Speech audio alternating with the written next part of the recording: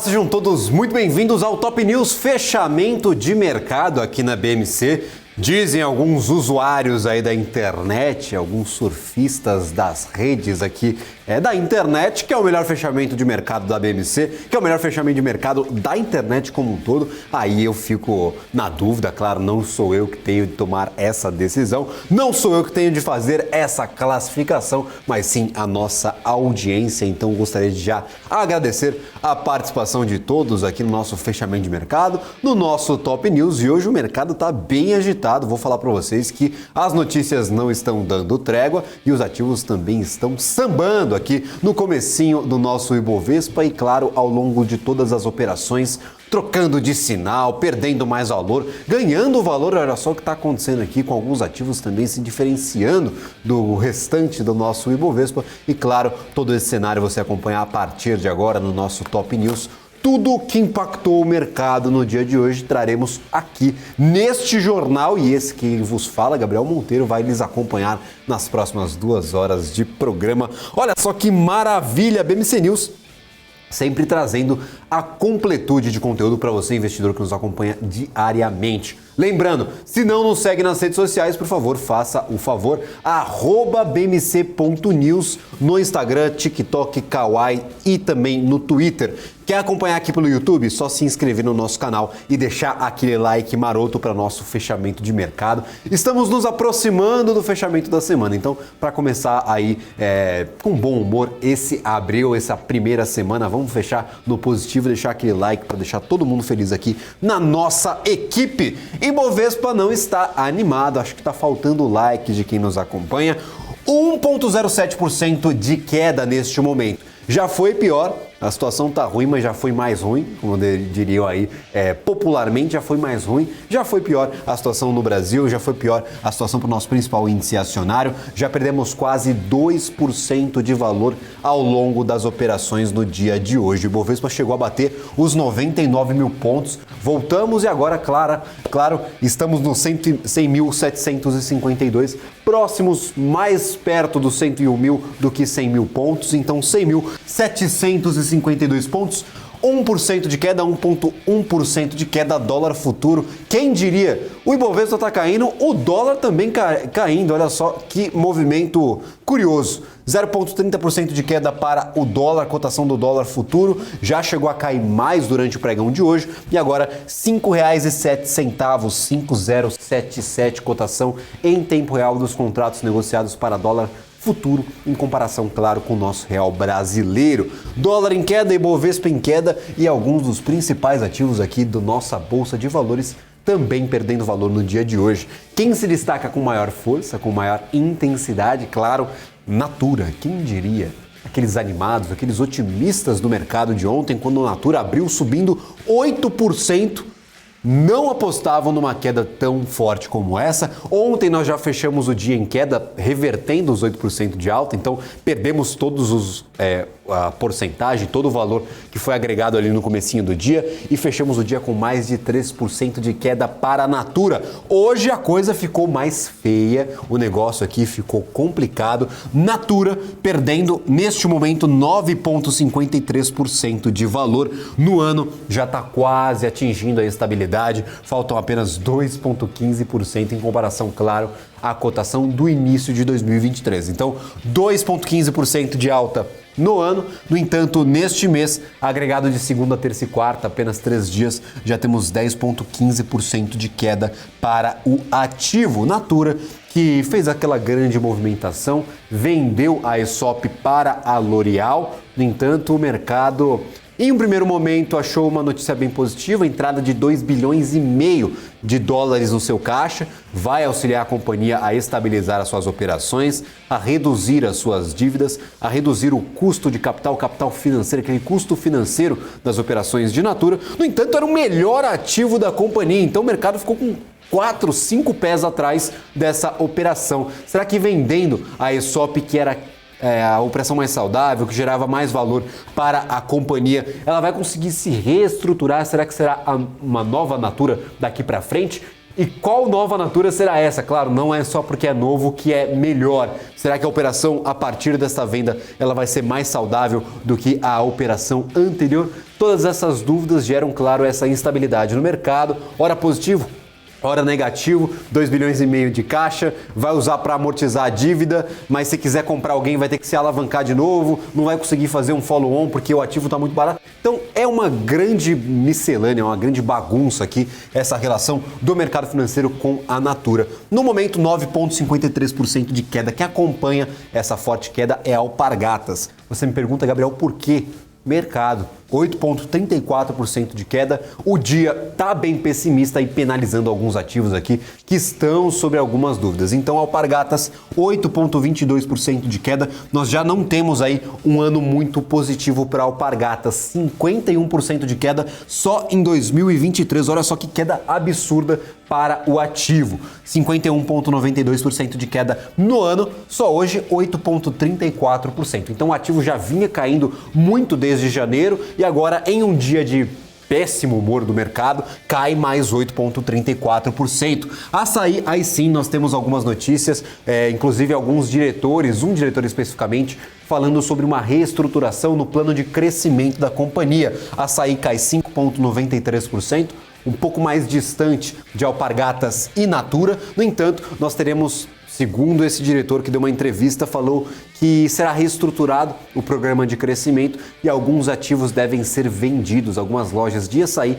devem ser vendidas para, como eu mencionava, essa é a moda do mercado, equalizar as operações e amortizar a dívida, tirar um pouco do custo financeiro do cangote aqui dessas empresas. Então, o que mais se fala no mercado neste momento é reduzir dívida. Todo mundo quer reduzir dívida, está vendendo ativo, está buscando capital ali nas suas operações, está tentando aumentar a margem, está segurando o M&A, está segurando o crescimento inorgânico para tentar equalizar as suas dívidas. Até a Ambipar, que é uma das maiores compradoras aqui da nossa Bolsa de Valores, se tem verde no nome, a Ambipar vai lá e compra, assina o cheque, não importa o valor. Claro, importa sim, eu estou fazendo uma grande brincadeira por aqui. Mas já disse que em 2023 deve tirar o pé do crescimento inorgânico e intensificar as suas operações, fazer aquele processo de consolidação das operações adquiridas e também investir no crescimento orgânico. Então, todas as companhias, não importa o setor, estão com o mesmo problema e estão encontrando soluções diferentes para solucionar esses problemas. No caso de Natura, foi vender a ESOP. No caso de Açaí, vai ser vender alguns ativos específicos. E no caso de Apivida, como mencionávamos há algumas semanas, no caso na semana passada, vai vender e rearrendar ali os seus imóveis, cerca de 10 imóveis que foram adquiridos pela companhia depois de 2018 em M&A. Então, todas as companhias estão tentando fazer esse dever de casa e equalizar, estabilizar as suas operações, tentar tirar um pouco do custo financeiro ali da conta que está pesando sim sobre os resultados financeiros das companhias. Embraer, 5,38% de queda. Nós temos Arezzo, 5,27%. Várias dúvidas para Arezzo, inclusive aqui o ativo ele não encontra um bom 2023, ainda não encontrou um bom momento. 23,91% de queda para Arezzo só neste ano no agregado dos 3 primeiros meses. A gente já está entrando em abril, estamos no começo de abril, mas janeiro, fevereiro e março foram péssimos para o ativo de Arezzo e hoje 5,28%. Claro, tem esse fator mau humor do mercado, porque o mercado já acordou hoje de mau humor e algumas notícias pesaram bastante na tomada de decisão dos investidores. Do lado positivo, nós temos Via, 6,36%, Eco Rodovias, 5,51%, Braskem e BPAC, BTG Pactual, 2,18%. Aqui Braskem ganha 2,86%. Braskem tem várias coisas aqui que pesam para o ativo, inclusive a questão ali de Jean Paul Prats ter mencionado que não só vai retirar a Braskem do processo de desinvestimentos da companhia, mas sim vai aumentar a posição da Petrobras em Braskem. Então o mercado ficou bem animado com essa possibilidade e hoje com novas falas de outra entidade, de outra pessoa, do ministro de Minas e Energia, aí sim o Braskem pegou um pouco mais de ânimo, ficou aí o mercado um pouco mais animado com essas reestruturações, com essas reavaliações de Petrobras. Vamos agora para o nosso giro de notícias. O ministro de Minas e Energia, como eu mencionava, Alexandre Silveira, confirmou que haverá mudança na política de preços de combustíveis praticada pela Petrobras. A declaração foi dada em entrevista ao Globo News. Além disso, Silveira destacou que a medida provocará uma redução no preço do diesel entre 22 centavos e 25 centavos por litro. O ministro disse, abre aspas, o tal do PPI, do preço de paridade internacional, é um verdadeiro absurdo. Nós temos que ter o que eu tenho chamado de PCI, preço de competitividade interno, fecha aspas. Silveira ainda disse que a governança da estatal continuará a ser respeitada, mas que o governo, como acionista controlador, exigirá que a companhia respeite o povo, nas palavras, claro, do ministro. Em resposta ao anúncio do ministro, a Petrobras informou ao mercado que não recebeu nenhuma proposta do Ministério de Minas e Energia a respeito de uma possível alteração na política de preços. A petroleira reafirmou o compromisso com a prática de preços competitivos e em equilíbrio com o mercado nacional. O comunicado vem após o ministro Alexandre Silveira ter comentado que haverá sim mudança na política de preço dos combustíveis praticada pela estatal e que a medida, como eu mencionava, reduziria entre 22 e 25 centavos no preço do litro praticado aí pela companhia às suas refinarias. Então, muita coisa que aconteceu no dia de hoje. Essa foi uma das principais notícias e que pesou bastante para o Ibovespa.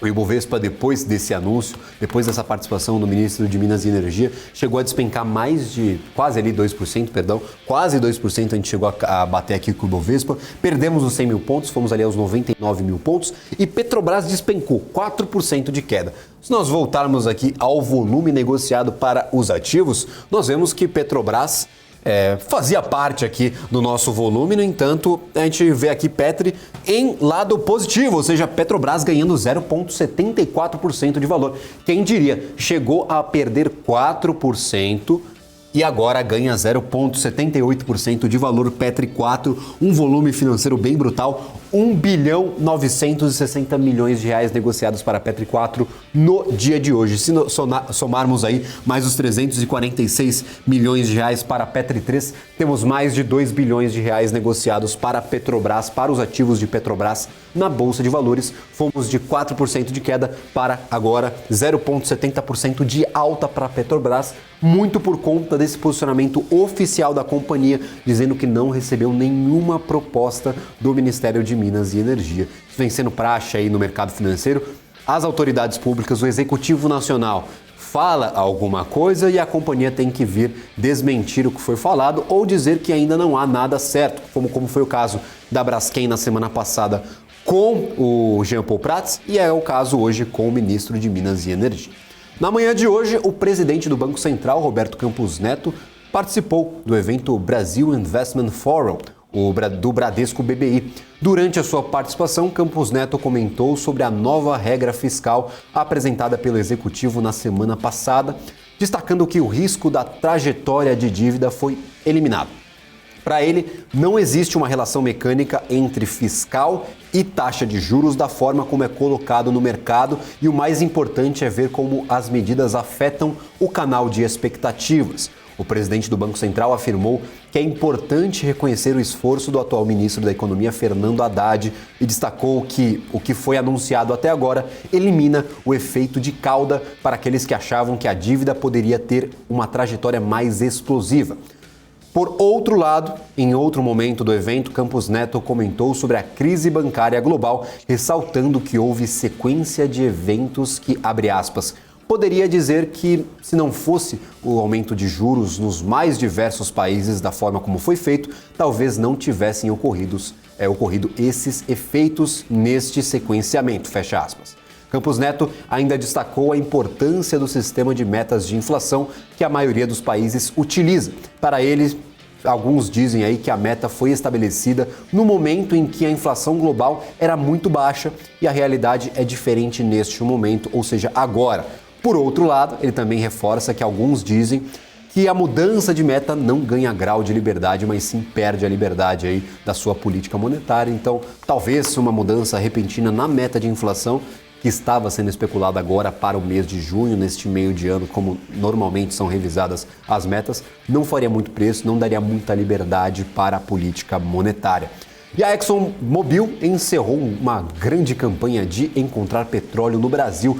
Segundo o Wall Street Journal, a gigante de petróleo e gás interrompeu a atual perfuração na área offshore, que adquiriu de parceiros por 4 bilhões de dólares em 2017. Após falhar pela terceira vez em encontrar grandes quantidades comercialmente viáveis de petróleo, informou a reportagem. Contudo, a companhia não descarta projetos futuros no país, acrescentou também o Wall Street Journal. A Exxon apostou bilhões de dólares em perfuração offshore no Brasil. E o país era uma das 3 áreas geográficas com as quais a companhia contava para uma maior parte aí da sua produção futura. A Guiana e também os Estados Unidos estão tendo um bom desempenho, mas a Exxon ainda não fez uma grande descoberta de petróleo como opera aí nas águas do Brasil. Vale destacar que a notícia vem menos de um dia depois de a Exxon sinalizar que seus lucros operacionais no primeiro trimestre caíram cerca de 25% em relação aos níveis recordes do ano passado, com uma redução dos preços do petróleo e também do gás natural. Do gás liquefeito de petróleo, na verdade, perdão. A Reuters não conseguiu entrar em contato imediatamente com a Exxon fora do horário comercial dos Estados Unidos. Então, nós temos essa grande notícia que deve ser confirmada oficialmente pela companhia, caso seja verídica. A gente vai trazer as atualizações aqui na BMC News. A gente vai para um rápido intervalo, na volta temos grandes especialistas do mercado para comentar o que raios está acontecendo com a Bolsa de Valores brasileira. Ibov cai, dólar futuro cai, também juros caem, todo mundo está caindo, não há lógica nenhuma no mercado, o mercado está absolutamente maluco, mas depois do intervalo a gente fala um pouco mais sobre isso.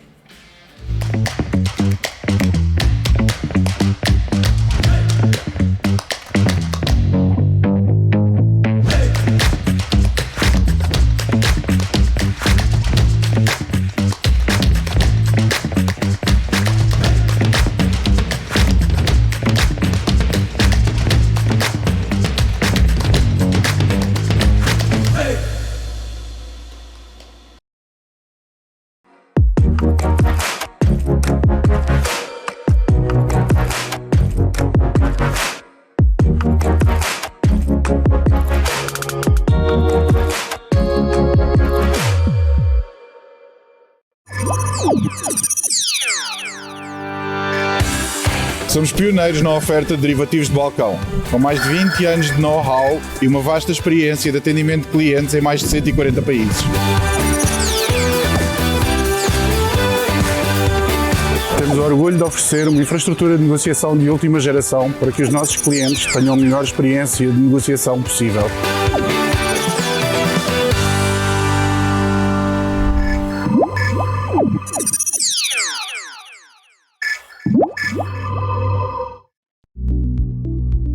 Fala pessoal, aqui quem fala é Marcos Saravalho, sou estrategista-chefe de investimentos aqui da Sara Invest e eu te convido para você ver e ouvir o nosso SaraCast, nosso podcast semanal, onde eu trago grandes nomes do mercado, gestores, profissionais, empreendedores aqui para bater um papo super descontraído sobre grandes oportunidades de investimentos, beleza? Toda quarta-feira aqui na BMC News, beleza? Te espero lá, até mais, tchau!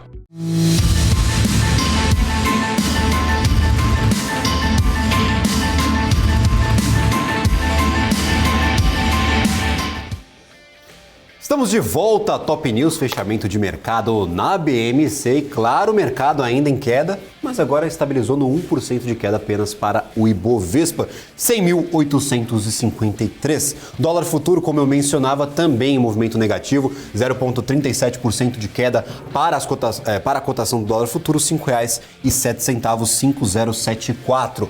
Curva dos DIs futuros, curva de juros, como é que tá essa brincadeira? Esperávamos, claro, um movimento de estresse no dia de hoje, pelo menos pelas condições que foram estabelecidas aqui para a nossa economia. No entanto, para todo mundo aqui, até os 10 anos, DIs negociados para 2033, perdendo valor e até perdendo bastante, 0,86%, 32, 1,10%, 1,1% também de queda para 31, 1,19%. Então, é uma leve desestressada aqui para os juros futuros brasileiros e acompanhando uma série aí dos últimos dias de desestresse, de alívio aqui na cotação dos DIs futuros para a nossa economia. Então, dólar está caindo, o Ibovespa está caindo e os juros estão caindo. Então a gente quer entender todo esse movimento e para falar sobre juros, para falar sobre renda fixa especificamente, gostaria de convidar Marília Fontes, analista de renda fixa e sócia da Nord Research, a nossa programação. Marília, muito obrigado pela participação de hoje, agradeço imensamente por ter aceito o nosso convite em um dia de caos aqui para o mercado financeiro brasileiro.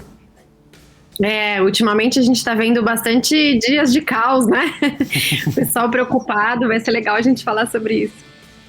Maravilha, tá difícil achar o dia bom, né? O pessoal aqui no nosso chat já tá desacreditado, falando, pô, tô acompanhando a BMC News só porque eu gosto mesmo, porque tô de fora do mercado, não quero nem entrar, quero ficar bem longe aqui da renda variável brasileira. E eu gostaria de perguntar justamente sobre isso. Nós tivemos um movimento desde o mês passado, meio do mês passado ali, com aquelas especulações sobre o novo arcabouço fiscal, que os DIs futuros brasileiros, o juro começou a dar uma desacelerada, até perdendo um pouquinho de força ali na sua valorização, desestabilizando um pouquinho ali aquele movimento que estávamos vendo desde o começo do ano.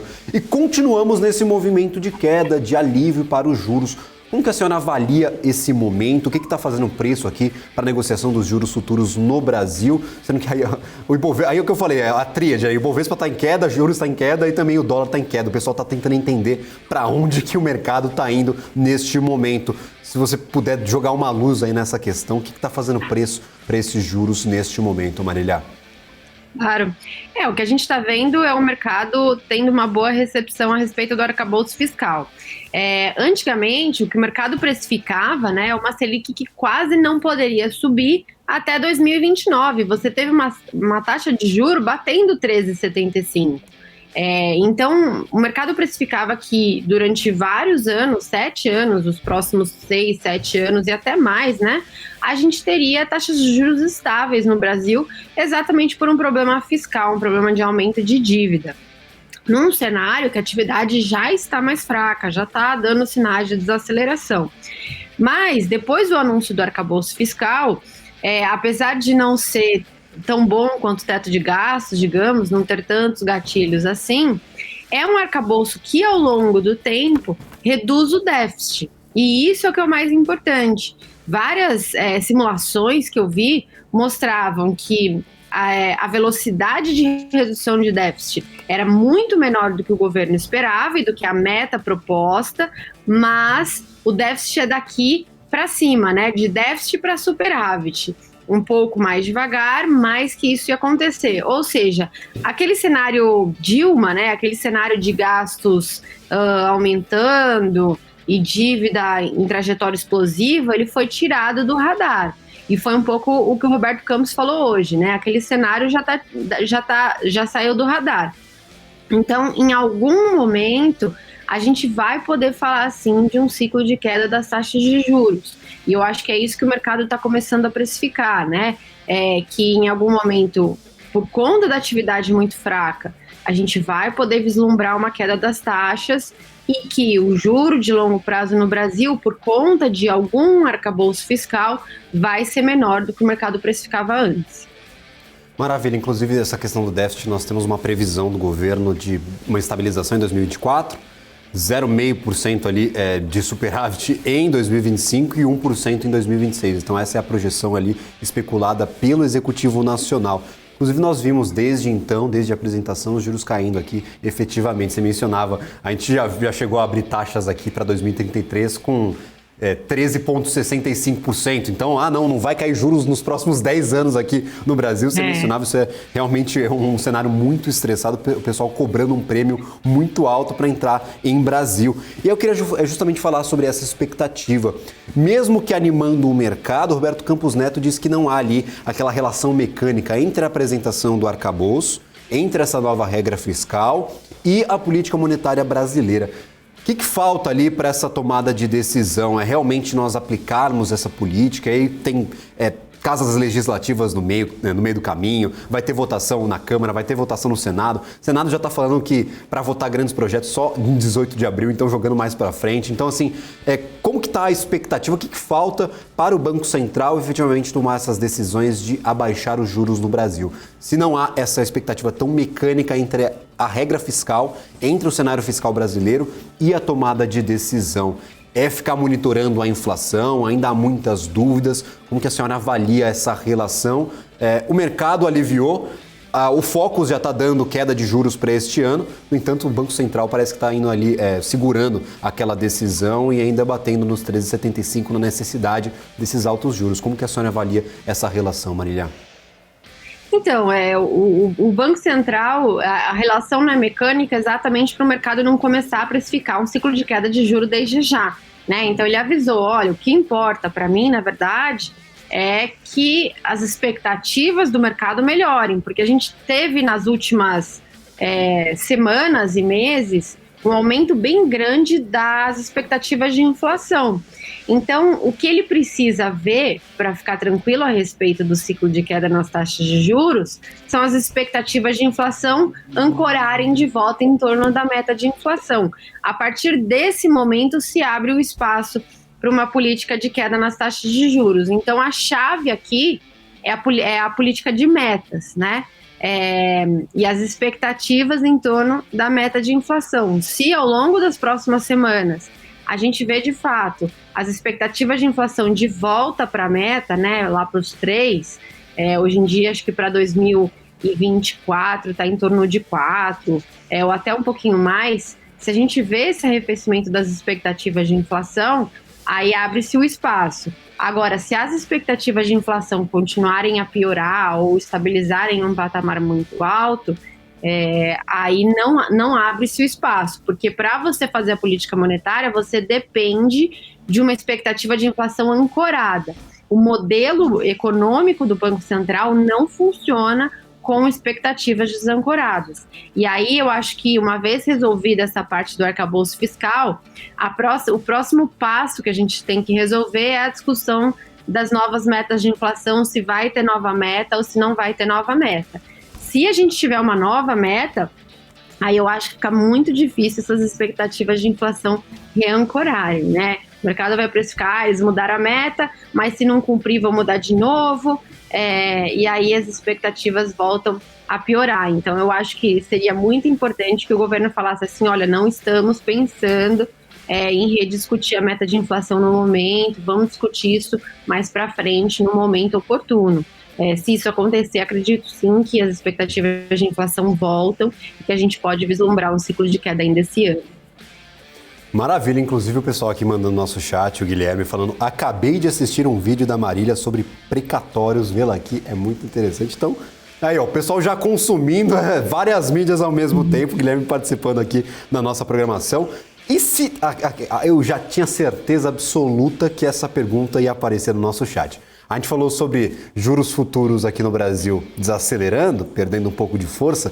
Qual que é a pergunta imediata do investidor brasileiro? Marília, é momento do pré-fixado? O pessoal já quer cravar aquela taxa máxima possível. É momento, Marília? Tem que ter cuidado com esse pré-fixado? Ou o mercado já está um pouco mais animado, já dá para arriscar um pouco aí da carteira? Essa pergunta às vezes é complicada de responder, não é? O brasileiro adora, quer pegar a maior taxa possível no pré-fixado.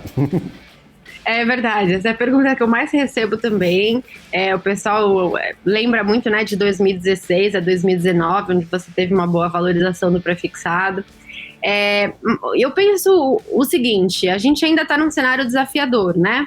A gente ainda precisa ver a reancoragem das expectativas, como eu falei, como o novo governo vai lidar com essa fase de atividade fraca, e Banco Central ainda não estimulando através do juro. Se não tiver um bom entendimento aí, acho difícil o pré-fixado melhorar muito, e eu acho que ele se torna um risco, porque a gente tem que lembrar também que o Roberto Campos fica até 2024, né? Ele fica 2023 e 2024. Mas 2025 e 2026 seria o novo presidente do Banco Central escolhido pelo governo. Então, eu acho que tem um risco aí do novo presidente do Banco Central estar um pouco mais alinhado com os expoentes do governo que acreditam que o Banco Central tem que cair a taxa de juros de forma mais acelerada, e isso é um risco muito importante para a inflação. Então, para quem quer aplicar juro no Brasil e ganhar com marcação a mercado, ou vislumbrar esses ganhos de marcação a mercado, eu prefiro o título IPCA+, porque ele tem também o componente pré-fixado, que faz com que, se as taxas de juros caiam, você tenha um ganho de marcação a mercado, mas, por outro lado, ele tem o componente inflacionário também. Então, se o novo Banco Central mantiver as taxas de juros um pouco mais baixas, com uma inflação um pouco mais alta, o título IPCA+, te protege muito contra essa situação. Então, sempre que eu vou investir, eu penso no cenário positivo e no cenário negativo, e vejo qual é a simetria, né, daquele ativo que eu gosto de investir. E eu acho que a simetria do título IPCA+, está muito mais favorável do que a simetria do pré-fixado. O Vitis, a gente faz essas discussões aqui na redação da BMC News. Fala, cara, você viu o Tesouro, quanto que tá pagando? Tava pagando recentemente aí IPCA mais 6,33, chegou a 6,50, então o IPCA aí pagando um prêmio muito alto. Para quem está buscando essa marcação a mercado, talvez essas inflexões de curto prazo aqui que aparecem, essas oportunidades, talvez valem mais a pena do que o prefixado ali, cravar a taxa de juros. Você vai pegar uma taxa menor, inclusive, você pegar para um curto espaço de tempo, vai pegar 11%, 11,5%, até 12%. Para 10 anos ainda está acima de 12% aqui na curva de juros futuros. Então, cuidado aí com esse pré-fixado, porque você não vai cravar em 13,75. É muito difícil você conseguir uma coisa que vai cravar para você, investidor, os 13,75. A gente pode ver um juros ainda maior aí nesses próximos anos. O mercado está precificando isso, pelo menos aqui nas negociações. E agora, Marília, as discussões, elas não param. E aí eu queria aproveitar a sua participação por aqui para a gente retomar um caso que foi disruptivo, pelo menos para o setor ali de crédito privado, que foi o caso Americanas. A gente tem agora uma grande discussão sobre debêntures, sobre esse investimento ali direto em companhias. Essas companhias estão pagando um prêmio muito interessante, até pelo momento está difícil captar recursos a mercado, então o pessoal está colocando mais prêmio nessas captações, às vezes com um pouco mais de risco, é verdade. No entanto, para quem olha Tesouro e olha para debênture, acha até mais interessante, mas esquece dessa exposição, esquece dessa parcela de risco a mais que você está tomando como, claro, um credor ali da companhia. Eu gostaria de saber qual que é a sua avaliação deste momento. A senhora acha que esse cenário para as instituições financeiras, juros muito altos, as companhias tentando ao máximo reduzir os seus custos financeiros, as suas dívidas a qualquer custo, tem que colocar 3 pulgas ali na orelha do investidor para entrar nesse tipo de investimento, porque o prêmio tá bom e aí eu quero essa porção do risco, quanto está arriscado investir nessas companhias, mesmo que grandes companhias. A gente viu Americanas, era uma das maiores varejistas do país e agora está tendo problemas com os seus credores. Gostaria de saber da sua avaliação para saindo um pouco do Tesouro, saindo um pouco de títulos de dívida pública e indo para dívida privada. Como que a senhora está avaliando esse momento de alto prêmio, mas também o risco tem um ponto de interrogação aqui na nossa frase? Não, excelente pergunta. Eu acho que esse é o tema do momento mesmo. Eu nunca vi prêmios tão altos de títulos privados em relação aos títulos públicos, né? Esse caso de Americanas, ele fez com que muitos fundos de crédito privado sofressem resgates pesados. Então a gente vê no fluxo, né, de dinheiro indo para crédito privado, uns saques bem relevantes, né? E isso fez com que o gestor do fundo tivesse que liquidar os títulos a qualquer preço. Só que o gestor ele não consegue liquidar os títulos mais arriscados, né? Ele tem que ir nos mais líquidos primeiro, porque o mercado de crédito secou depois do evento de lojas Americanas. Então, hoje em dia, você vê títulos de empresas AAA, empresas super seguras, com baixa alavancagem, com alto retorno, negociados a IPCA mais 7, isento de imposto de renda. Então, eu acho que você tem que tomar muito cuidado com o mercado em geral, porque não foi só lojas Americanas, foi lojas Americanas, foi Light, CVC, tem várias empresas que estão com problemas financeiros e que agora com as taxas de juros o problema aumenta, empresas muito alavancadas. Agora, o mercado se livrou de tudo meio que no mesmo saco, né? E nessa atuada apareceram muitas oportunidades de empresas seguras, com baixa alavancagem, com retorno, que entregam resultado há vários anos, muitas delas exportadoras, então nem tão ligadas ao mercado doméstico, mas que mesmo assim foram parar em taxas absurdas. Então, eu, Marília, vejo como oportunidade, o que não quer dizer que você tenha que entrar no seu home broker e comprar qualquer título de crédito, porque tem muita porcaria, sim. Mas com uma análise de crédito bem feita, imagina, IPCA mais 7 dentro de imposto de renda, eu acho que vai ser difícil, numa janela de 10, 20 anos, você achar um retorno tão bom como esse para empresas AAA. Então, eu vejo como oportunidade se encarado da maneira correta. A gente está no ano da RJ também, né? Parece que todo mundo virou moda aí, entrar em recuperação judicial, então fica sempre esse questionamento em quem está entrando em alguns títulos privados aqui de dívida. E eu, claro, estendo essa pergunta porque algumas modalidades novas vieram ao mercado nos últimos tempos, inclusive aproveitando alguns saltos de tecnologia. A gente está falando de tokenização e aí entra a renda fixa digital na jogada. Muitas vezes pagando até um prêmio maior. O prêmio já está alto, aí vem a renda fixa digital pagando um prêmio ainda maior. É uma boa alternativa porque vira e mexe eu entro nessas empresas que oferecem esse tipo de ativo. Às vezes tem companhias muito grandes e às vezes tem aquelas companhias pequenininhas. Tem que tomar cuidado com quem está sendo o emissor daquela dívida. Quais são os cuidados? A senhora olha com bons olhos ou com o pé atrás para essa renda fixa digital que está explodindo no mercado recentemente porque está pagando bastante? Não, excelente. A renda fixa digital, ela é uma antecipação de fluxos, né? Imagina que uma empresa grande ou média está devendo um fluxo de pagamentos para outra empresa. Você vira para essa outra empresa e fala assim, olha, quer todo o dinheiro agora? Eu te dou um desconto e você recebe o seu dinheiro no momento atual e para de correr o risco daquele emissor. E o comprador do token, né, de renda fixa, passa a correr esse risco, mas ganhando um prêmio maior. E isso tem para várias modalidades, né? Consórcio, fluxo de pagamento, energia e tal.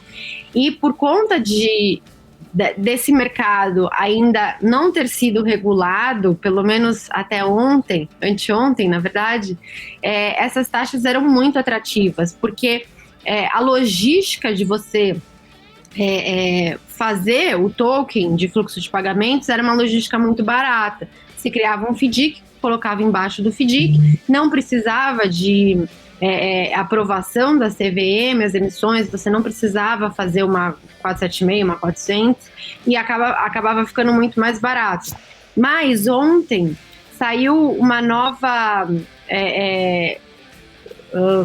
não sei o nome. Uma resolução jurídico. da CVM, alguma resolução, coisa assim? Isso. Perfeito. Saiu uma nova resolução da CVM falando que os tokens de renda fixa, na verdade, eram sim ativos mobiliários e portanto, você tinha que ter um registro desses ativos e eles tinham que passar por uma securitizadora. Só deles passarem por uma securitizadora já encarece muito a logística, né, de viabilização dessa operação. Então, a taxa que era 18, agora vai ser menor e vai ficar mais em linha com as taxas que a gente encontra por aí. Então, agora eu quero ver, assim, como é que vai evoluir esse mercado depois dessa resolução. Eu tenho a impressão que os prêmios vão cair um pouco e vão ficar mais parecidos com o resto do mercado, mas vamos ver. Maravilha. Eu já escutei, inclusive, alguns projetos de desenvolver uma renda fixa digital atrelada ao CDI, só que como é ativo digital, como é teoricamente um criptoativo, até R$30 mil de saque, você não teria imposto de renda. Você está oferecendo uma renda fixa sem imposto de renda. Eu acho um absurdo, eu achava um absurdo pelo menos, a regulação não olhar para isso e falar, não, isso aqui é uma normalidade, vamos tentar resolver. Claro, a gente já está vendo os órgãos reguladores tentando correr atrás, tentando equiparar aqui essa competição no mercado de capitais, porque justamente era o mesmo produto, teoricamente, e você não pagava imposto. Só isso que a gente tinha de diferente, porque era caracterizado como criptoativo e não como valor mobiliário. Mas, claro, essas grandes discussões eu acho engraçado, eu acho curioso nós acompanharmos a evolução do mercado, ainda mais nesses últimos 5 anos que a gente teve uma evolução brutal no mercado de ativos mobiliários aqui no Brasil, investimento. A gente teve muito avanço importante e também algumas coisas ali para ficar de olho, alguns riscos que nós não contabilizávamos. E aí, última pergunta, só para encerrar aqui a nossa participação, não quero tomar muito do seu tempo, tem bastante gente mandando aqui as suas contribuições, inclusive elogiando a clareza das suas explicações, falando que a Marília é fera, explica aí de forma clara. Então, muito obrigado pela participação de todo mundo que está aqui no nosso chat, curtindo essa nossa conversa sobre renda fixa, sobre juros. E eu queria falar especificamente sobre essa crise nas instituições financeiras, não bancárias, financeiras em geral. Nós vimos no Brasil algumas dessas companhias, inclusive que cediam ali títulos de renda fixa, tendo problemas com as suas operações e muitas pessoas, muitos investidores tendo de acionar o fundo garantidor de crédito. Algumas operações de renda fixa não têm esse fundo garantidor de crédito. A gente tem essa diferenciação e é bom para o investidor ficar atento a quais eles são atendidas por esse fundo. E aí eu gostaria de saber, a gente está com um risco globalizado, a gente teve o JP Morgan ontem, o presidente, falando que a crise nos Estados Unidos não acabou no setor financeiro. Então, como que fica o investimento a partir dessas instituições financeiras no momento que a gente não sabe nem se a saúde está boa aí dessas instituições financeiras?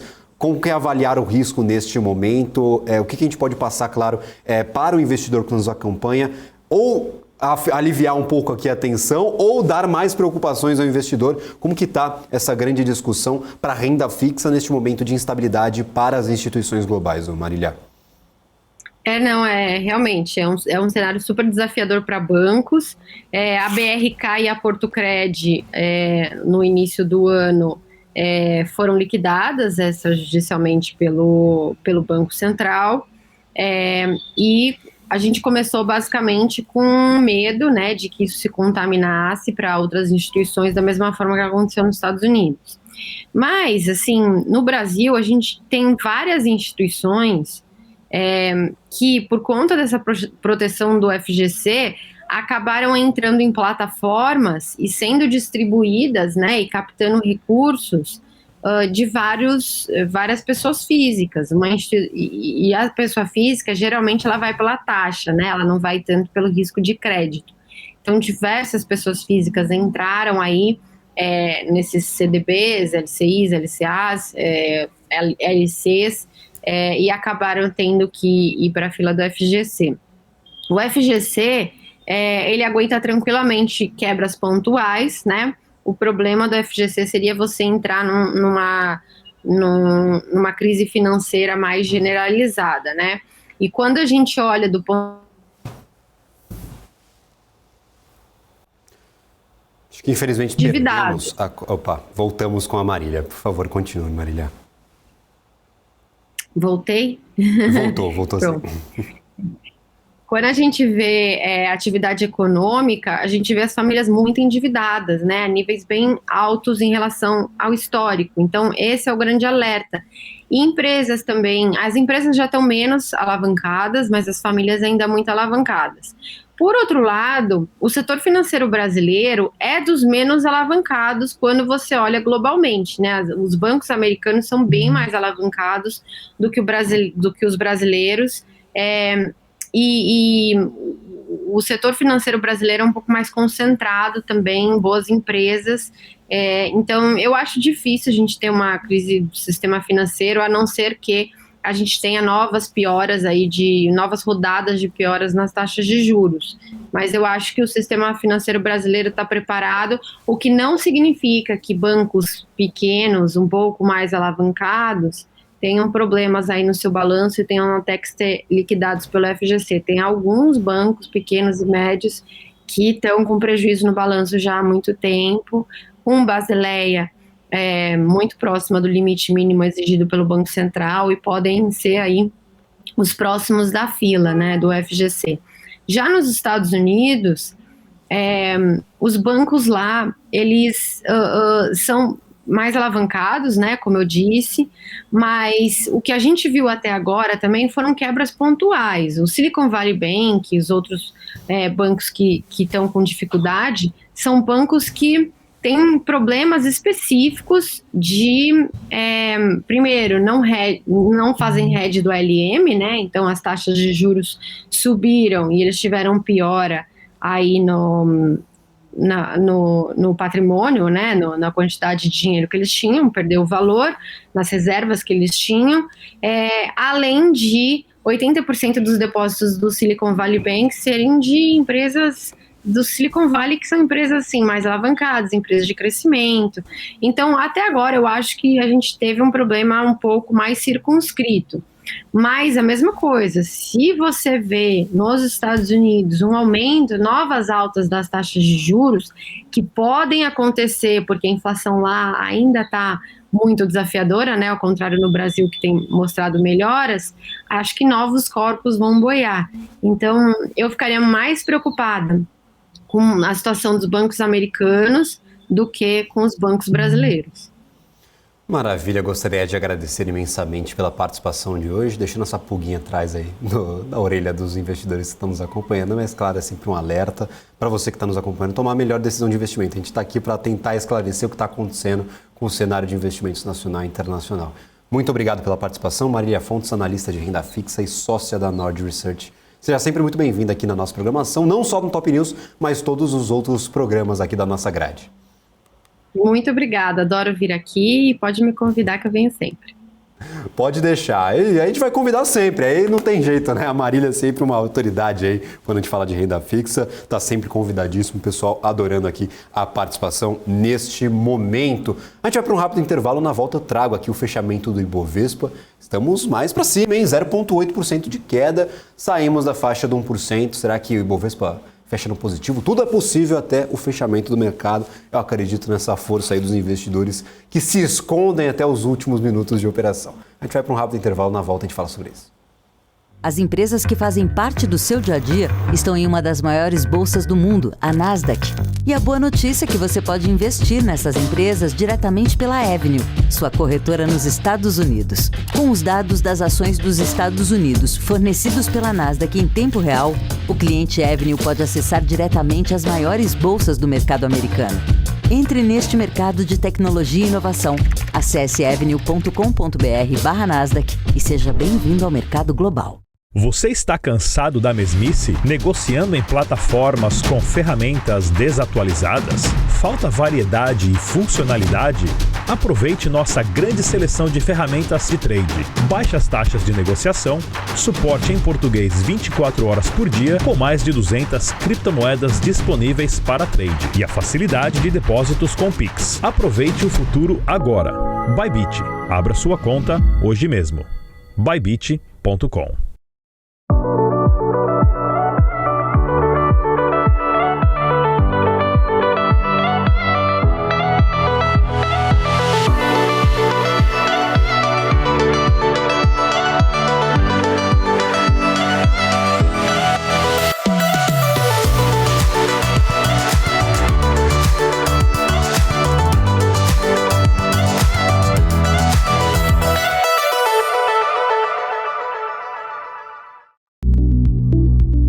Fala time, tudo bem?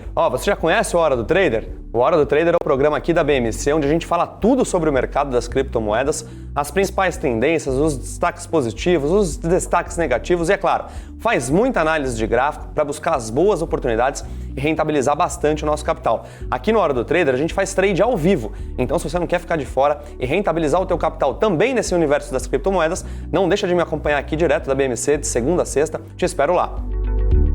Fala, meu povo, beleza? Estão abertas as inscrições para o meu curso de opções. Você estará a meu lado durante 6-7 horas, ao vivo, aonde você irá aprender desde o básico dos principais conceitos de opções, até o modo de você fazer proteção da sua carteira contra incerteza, se vale a pena fazer o tempo todo, se não vale, como essa proteção deve ser feita e também para você especular, tanto na alta como na baixa das ações. Inscreva-se agora e você ainda vai garantir 2 bônus.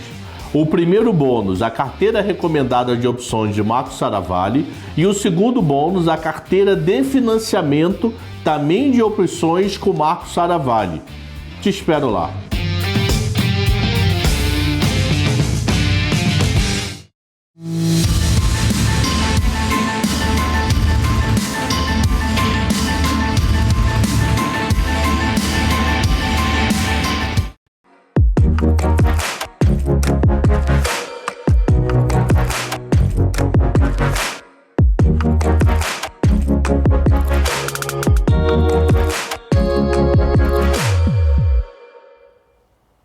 Continuamos com o nosso giro de notícias. A Lupatec, cancelou seu aumento de capital após falta de demanda na operação. Olha só, veja esse e outros destaques do mundo corporativo. Acompanhe.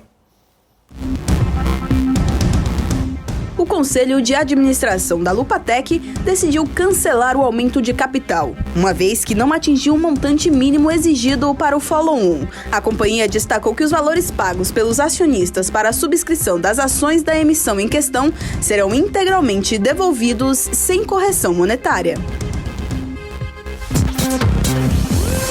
A Enauta publicou seus dados de produção referentes ao mês de março e apontou um total de 452.700 barris de óleo equivalente no período. A produção média diária foi de 14.600 barris de óleo equivalente. Contabilizando os dados agregados de produção no ano de 2023, a companhia atingiu uma produção total de 1.383.000 barris em 2023. O Instagram apresentou instabilidade nesta manhã. Os usuários relataram problemas tanto no aplicativo para o celular como no computador. Os problemas relacionados são majoritariamente de usuários que nem conseguem entrar no aplicativo. De acordo com o site Dawn Detector, que monitora a atividade em diversas plataformas, o pico de relatos no Brasil foi a partir das 0 horas dessa quarta-feira. Dos relatos coletados pelo site, 79% dizem ser problemas no aplicativo, 10% problema com o servidor e 10% relatam problemas com o login. Vale destacar que dessa vez o problema não foi apenas no Brasil, mas estrangeiros também relataram problemas.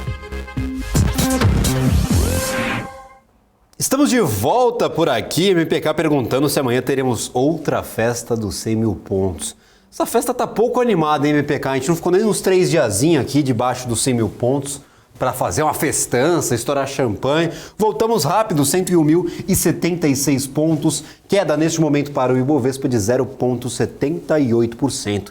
Quem diria, o mercado brasileiro é uma bela de uma bagunça mesmo. Vale perdeu um pouco daquela força vendedora, caía mais de 2% durante a maioria do tempo aqui do nosso pregão e agora diminui, ainda cai bastante, 1,38% de queda para Vale 3, no entanto, está abaixo dos 2%, já perdeu bastante valor aí durante o dia. Itaú também reduz um pouco as suas perdas, 0,29%. Quem está fazendo peso mesmo para o Ibovespa aqui, ó, PetroRio, que saiu dos 3% de queda, veio aqui, ó, a 0,68% de queda. Açaí saiu dos 6, 7% de queda, voltou aos 4,77%, mas Natura não sai do lugar, 9,08% de queda para Natura. Não tem jeito, o investidor tá brabo com o ativo, 9,08%. E agora as operações estão encerradas. Lembrando, temos aftermarket a partir das 5h30 da tarde, mas por enquanto esse é o cenário final do nosso Ibovespa. Do lado positivo, quem fechou no positivo, olha só, Petrobras.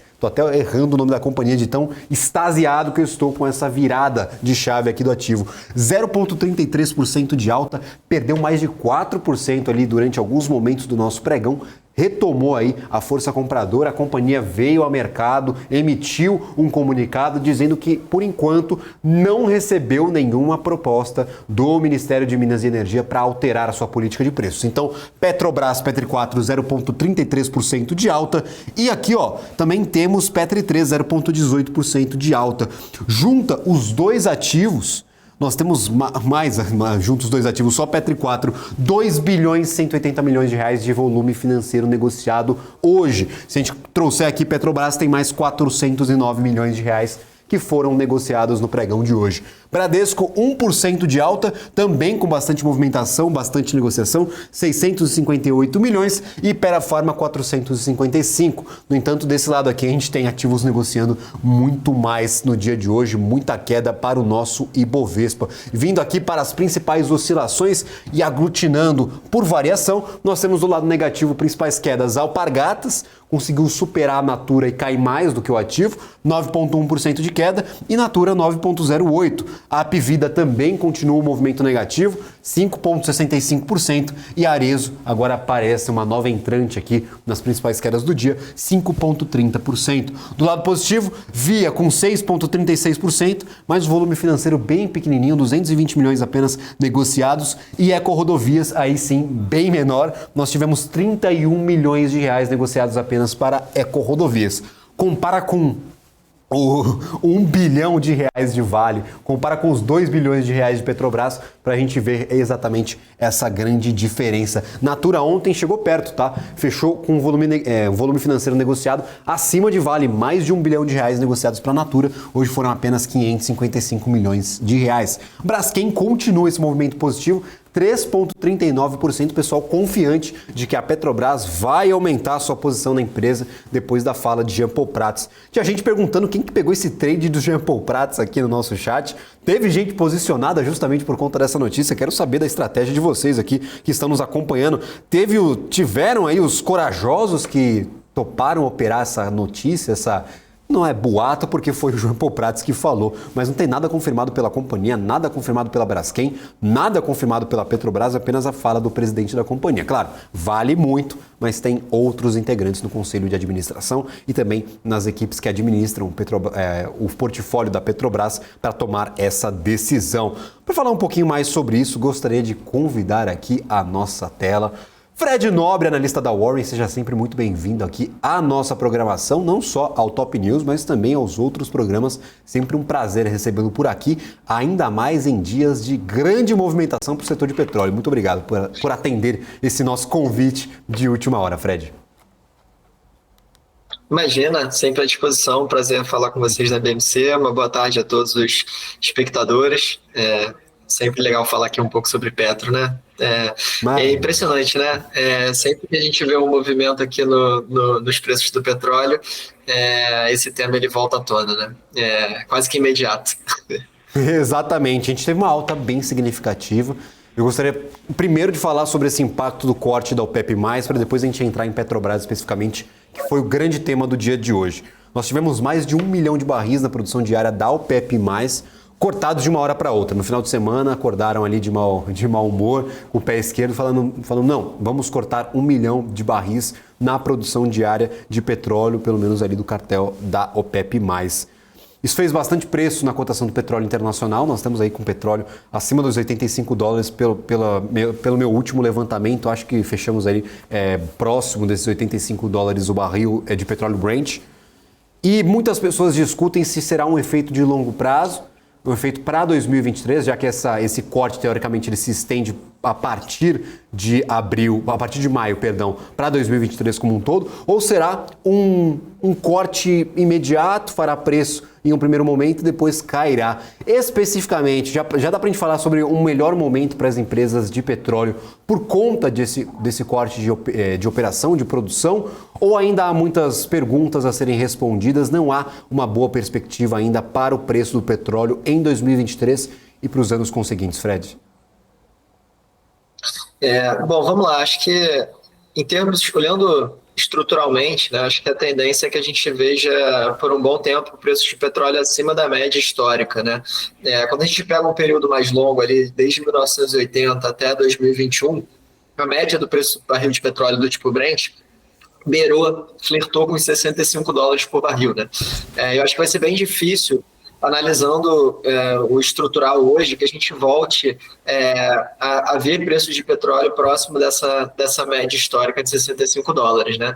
E quando a gente olha, inclusive, aqui para as projeções do plano da Petrobras e de outras empresas, elas costumam ser mais conservadoras e incorporar esses $65 como preço base, mas aqui no nosso cenário, na Warren, acaba que, na nossa visão, é muito mais provável que a gente veja o petróleo próximo dos $80 no horizonte relevante de tempo, que a gente consegue ter alguma previsibilidade em 2023 e eventualmente até 2024, né?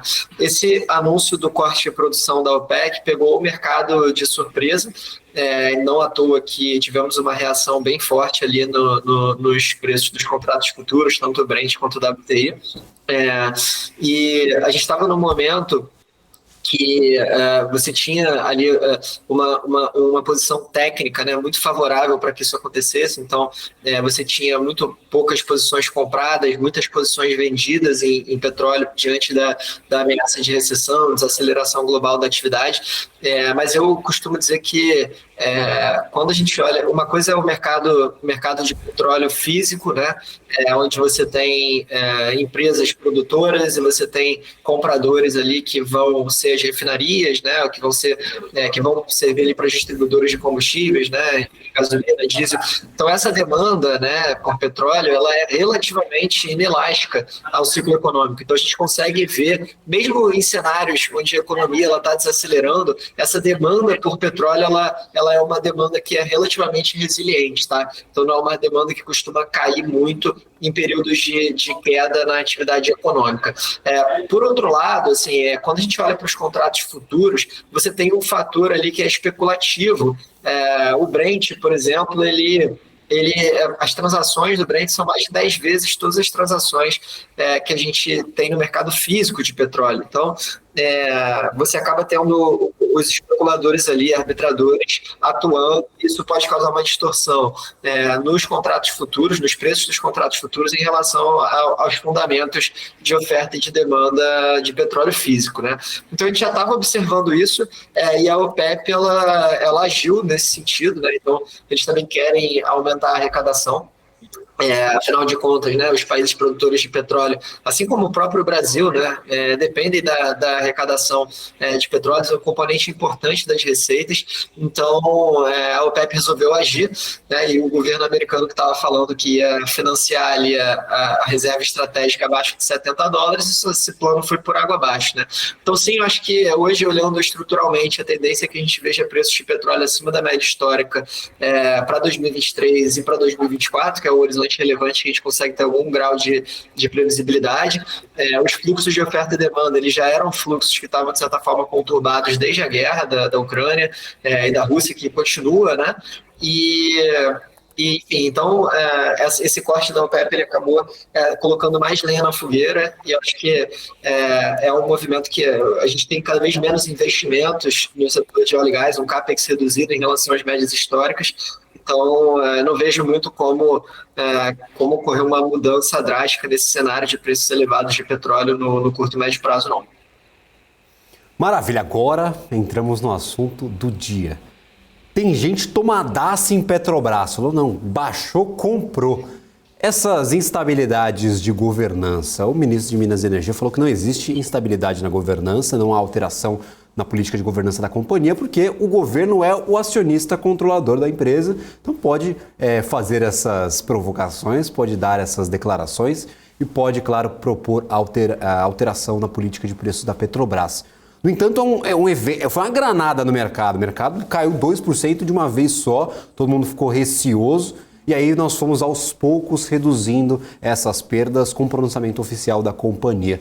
É mais um dos motivos para ficar distante de Petrobras ou ainda há oportunidade no ativo, na estatal, que está, em comparação com anos anteriores, está negociando um pouco abaixo aí do preço que nós já vimos para o ativo? Como é que você enxerga esse caso especificamente do ministro de Minas e Energia e o que pode acontecer com a empresa? Porque nós tivemos a fala, mas a empresa especificamente falou que não tem nenhum projeto, não recebeu nenhum comunicado, nenhuma carta, nenhuma sugestão. O que pode acontecer com a empresa e é mais um motivo para ficar longe de Petro?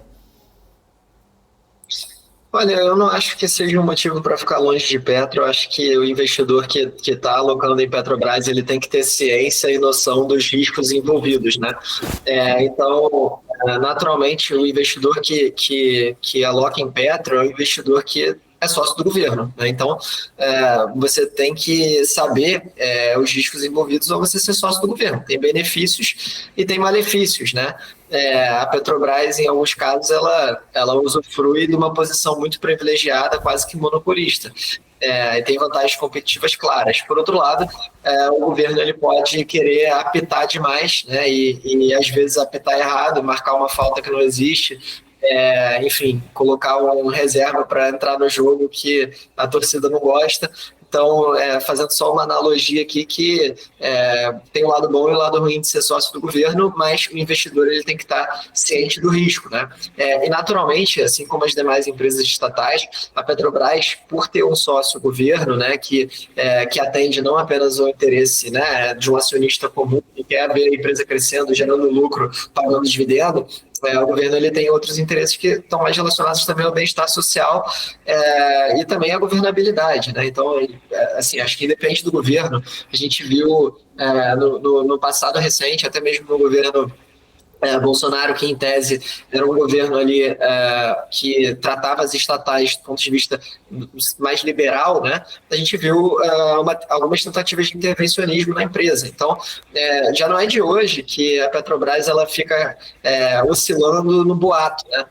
Então, sai uma notícia dessa, a empresa ela cai 3%, 4%, aí depois solta uma nota explicativa, um comunicado ao mercado e aí você tem um arrefecimento nesse movimento, né? Então, não é algo que vem de hoje, né? Assim, é algo que é inerente ao ativo. A gente viu isso durante o início no final de 2021 até meados de 2022, quando teve a desoneração dos combustíveis. O tema combustíveis virou talvez o principal motivo de detração ao governo Bolsonaro no ano passado. A inflação, né, que foi puxada principalmente ali pela alta da gasolina e do diesel, que é fruto também da alta do barril de petróleo, da política de preço da Petrobras, tudo isso teve um peso muito forte no governo passado. E naturalmente que esse tema ele vai continuar em pauta e se torna uma urgência toda vez que o preço do petróleo sobe. Então eu fiz uma brincadeira aqui quando a gente começou a conversar, que sempre que o preço do petróleo sobe consideravelmente, esse tema volta à tona, né? Por quê? Porque a gente tem uma condição aqui no Brasil de ser um produtor importante de petróleo, de exportar parte dessa produção, mas a gente não é autossuficiente no refino, né? Então, por mais que a gente seja autossuficiente na produção do petróleo, a gente não consegue refinar tudo por aqui. Então, por isso que desde 2016, né, que a Petrobras ela segue a política de preço de paridade de importação. O Jean Paul Prats, desde que ele assumiu a empresa, ele já tinha falado que tinha interesse em mudar essa política de preço e colocar o fator regionalidade na conta e na equação, né? Eu não vejo isso com maus olhares, desde que a Petrobras ela continue exercendo uma política de preço de mercado, que é a sinalização que o Jean Paul Prats ele vem comunicando aí ao longo do tempo. Então, tem tudo para ser uma mudança relativamente soft, tranquila, e a Petrobras utilizar aí dos regionalismos, né, da sua presença continental para tratar os seus clientes aqui no Brasil e exercer uma política de preços mais voltada para o mercado interno, que, é claro, vai levar em consideração os preços do barril do petróleo, os preços do dólar, mas vai levar em consideração também a questão regional, né? Agora, o grande ponto é a forma como isso é comunicado, né? A forma como o governo decide levantar esse tema. Então, no momento que o ministro coloca como um absurdo essa questão da política de preços da Petrobras e que é um crime e declarações dessa magnitude, desse teor, né, acabam sendo declarações muito pesadas e que mexem com o mercado, e declarações até mesmo irresponsáveis se você não traz uma alternativa, uma solução, né, ou ainda um detalhamento maior do que seria essa eventual alteração. Na matéria que a gente teve acesso aqui hoje, né, que repercutiu bastante do ministro, o que está escrito ali é muito alinhado com o que o Jean Paul Prats vinha ventilando ao longo do tempo, né, de você ter uma política de competitividade interna, uma política onde a Petrobras ela olha para os preços dos combustíveis, mas ela olha também para a questão nacional, e para o custo, né, desses combustíveis ali em cada região do Brasil. Então é quase que uma PPI, só que você olha também para a questão regional aqui no Brasil. O Jean Paul Prats ele já vinha falando isso desde antes dele assumir a empresa. Só que ele vem falando isso de uma forma mais tranquila, de uma forma menos agressiva, né? Ele não está buscando embate, ele está tentando o diálogo. Então, na medida que vem um ministro, né, e, enfim, que costuma ser uma indicação política, né, não que o Jean Paul Prats não seja, também foi, mas mal bem é um cara que está no setor há muito tempo. Então, quando você vê um ministro dando uma declaração desse tipo, né, acaba pesando no mercado e aumenta o nível de incerteza. Mas a Petrobras ele tem esse papel de tranquilizar e emitir um comunicado ao mercado e trazer essa transparência que vem sendo cada vez mais um dos alicerces aí da companhia nos últimos anos. Então, acho que a Petrobras mudou muito desde a última gestão do governo do PT. Não é mais a mesma empresa, até costumo brincar e falar que ali dentro é um labirinto, você tem uma série de comitês, você tem uma série de mecanismos ali que impedem uma intervenção direta na companhia. Então, não vai ter mudança na política de preços esse mês ou tão cedo assim. É uma discussão mais ampla que vai envolver o governo certamente, por ser o maior acionista, vai envolver organismos reguladores, vai envolver o conselho de administração da empresa principalmente, e a próxima reunião do conselho é só no dia 27 de abril desse mês. Então, é provável que uma eventual mudança na política de preços da Petro ocorra só a partir de maio, tá? Esse é o nosso cenário base. Maravilha. Inclusive, a Petrobras se recuperou, Fred, mas alguns ativos não. 3R Petróleo, 4,12% de queda. Segue nesse mesmo ritmo, impactada pela Petrobras. O mercado ainda está um pouco desconfiado com o 3R Petróleo, com esses processos de desinvestimento, com o deal de Potiguar ali que estava sendo ventilado ainda. Já foi acertado, mas ainda não foi acertado, entendeu? Como que a gente pode olhar para esse movimento negativo de 3R Petróleo? Claro, não pegando só esse movimento negativo de hoje, porque às vezes os ativos só caem no mercado porque caíram, né? Então, mas 3R Petróleo virou o sinal e no ano já perde 26% de valor. Esse valor ele era positivo e muito positivo, estava ali com 10, 12, 15% de alta até aquela decisão do Ministério de Minas e Energia no comecinho de março. O que mudou fundamentalmente? Ainda dá para nutrir boas expectativas para a 3R ou as dúvidas elas são maiores aí do que o bom humor com o ativo, Fred? Bom, vamos lá. Acho que, de um modo geral, olhando para as Junior Oil Companies, né, e a 3R ela se enquadra nesse grupo, você teve um efeito negativo da questão da taxação das exportações de petróleo. Dentre as Junior Oil Companies, a mais impactada era a PetroRio, por conta dessa medida, porque é a única que exporta ali 100% da produção, né? Por outro lado, esse efeito ele tende a se dissipar se de fato a medida ela não for perpetuada, né? E mesmo quando você coloca isso na conta, considerando ali um horizonte mais longo, que o governo, digamos, perpetue essa medida de taxação das exportações, ainda assim a gente encontra um potencial de upside, de oportunidade interessante nas Junior Oil Companies, né? Aqui na Warren a gente tem a PetroRio como nossa preferida, por ser uma empresa que está crescendo produção, que tem um baixíssimo risco exploratório, né? Os campos dela já são campos maduros, que estão funcionando super bem. Tem o lifting cost, o custo de extração de petróleo mais baixo, abaixo de $10 por barril.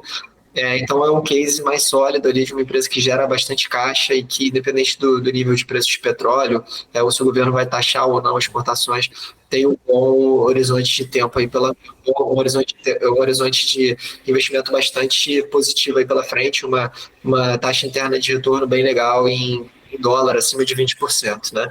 Então, assim, é uma empresa que é a nossa preferida, mas olhando para a 3R, diferentemente de PetroRio, o papel 3R, né, ele tem um risco mais alto por alguns motivos, né? Acho que, primeiro, é uma empresa que ainda não maturou totalmente a sua curva de produção, então existe algum risco exploratório no caso de 3R. É uma empresa que ainda tem uma produção relativamente baixa quando a gente compara, por exemplo, com a PetroRio, né? Ela não conseguiu surfar totalmente essa alta nos preços do petróleo no ano passado, justamente porque ela estava com muitos projetos em andamento, então ela está com muita coisa no radar. E se o Potiguar, por exemplo, não curvar, né, que acho que é o grande risco dessa tese hoje, é justamente esse firme da Petrobras nos seus desinvestimentos, né? Claro que a empresa está sendo penalizada diante desse aumento da elevação do nível de incerteza. Então, acaba que, dentre as Junior Oil Companies, né, olhando para 3R, e aí a gente pode falar um pouco de Enalta também, que eu acho que é outra empresa que traz um risco exploratório ali no seu projeto novo de Atlanta.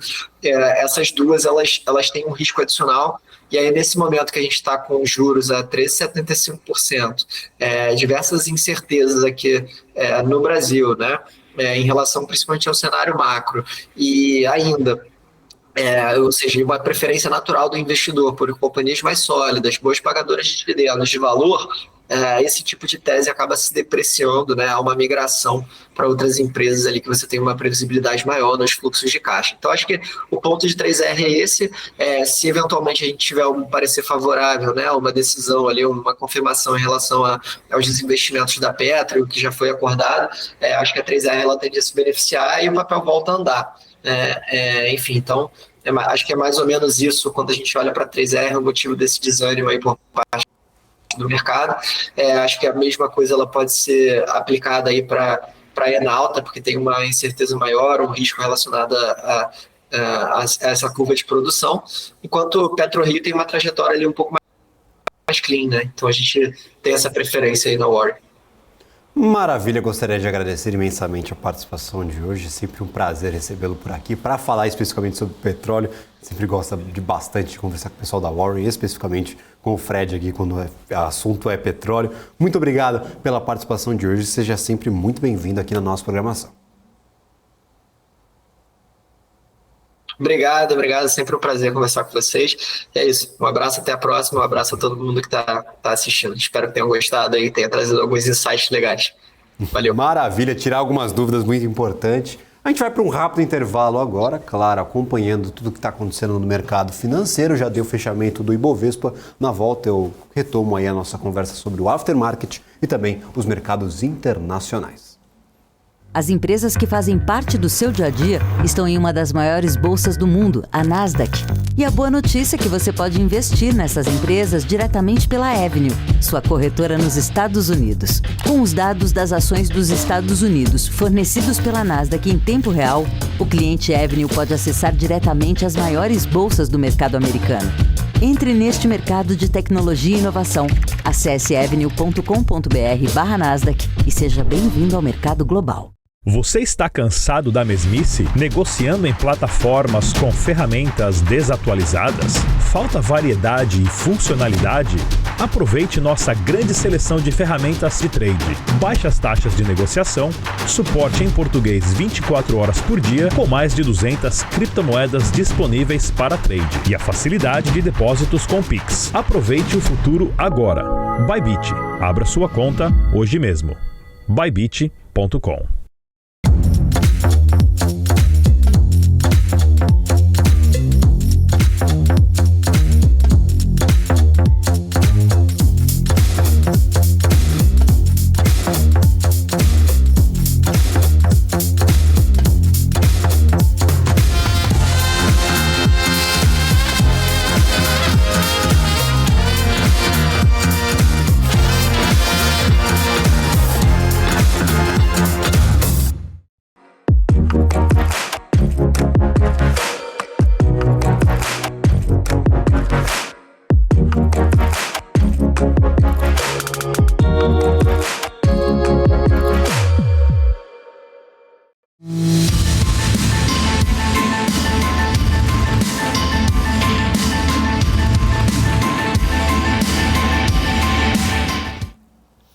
Estamos de volta com o BMC Top News, já nos encaminhamos aí para o finalzinho do nosso programa, faltam aí 36 minutinhos de fechamento de mercado na BMC News. Sei que tem muita gente triste, mas claro, nós temos que descansar e o mercado também, mercado já encerrado, nós temos as operações aqui no Brasil já paralisadas e nos Estados Unidos nós temos uma situação bem parecida, inclusive as bolsas ainda fechando no negativo. Daqui a pouco eu trago essas informações aqui para quem está nos acompanhando. Eu vi que tinha gente perguntando se encontrar petróleo debaixo da casa ali no seu terreno, você vai ficar milionário ou o governo vai tomar essa produção de petróleo.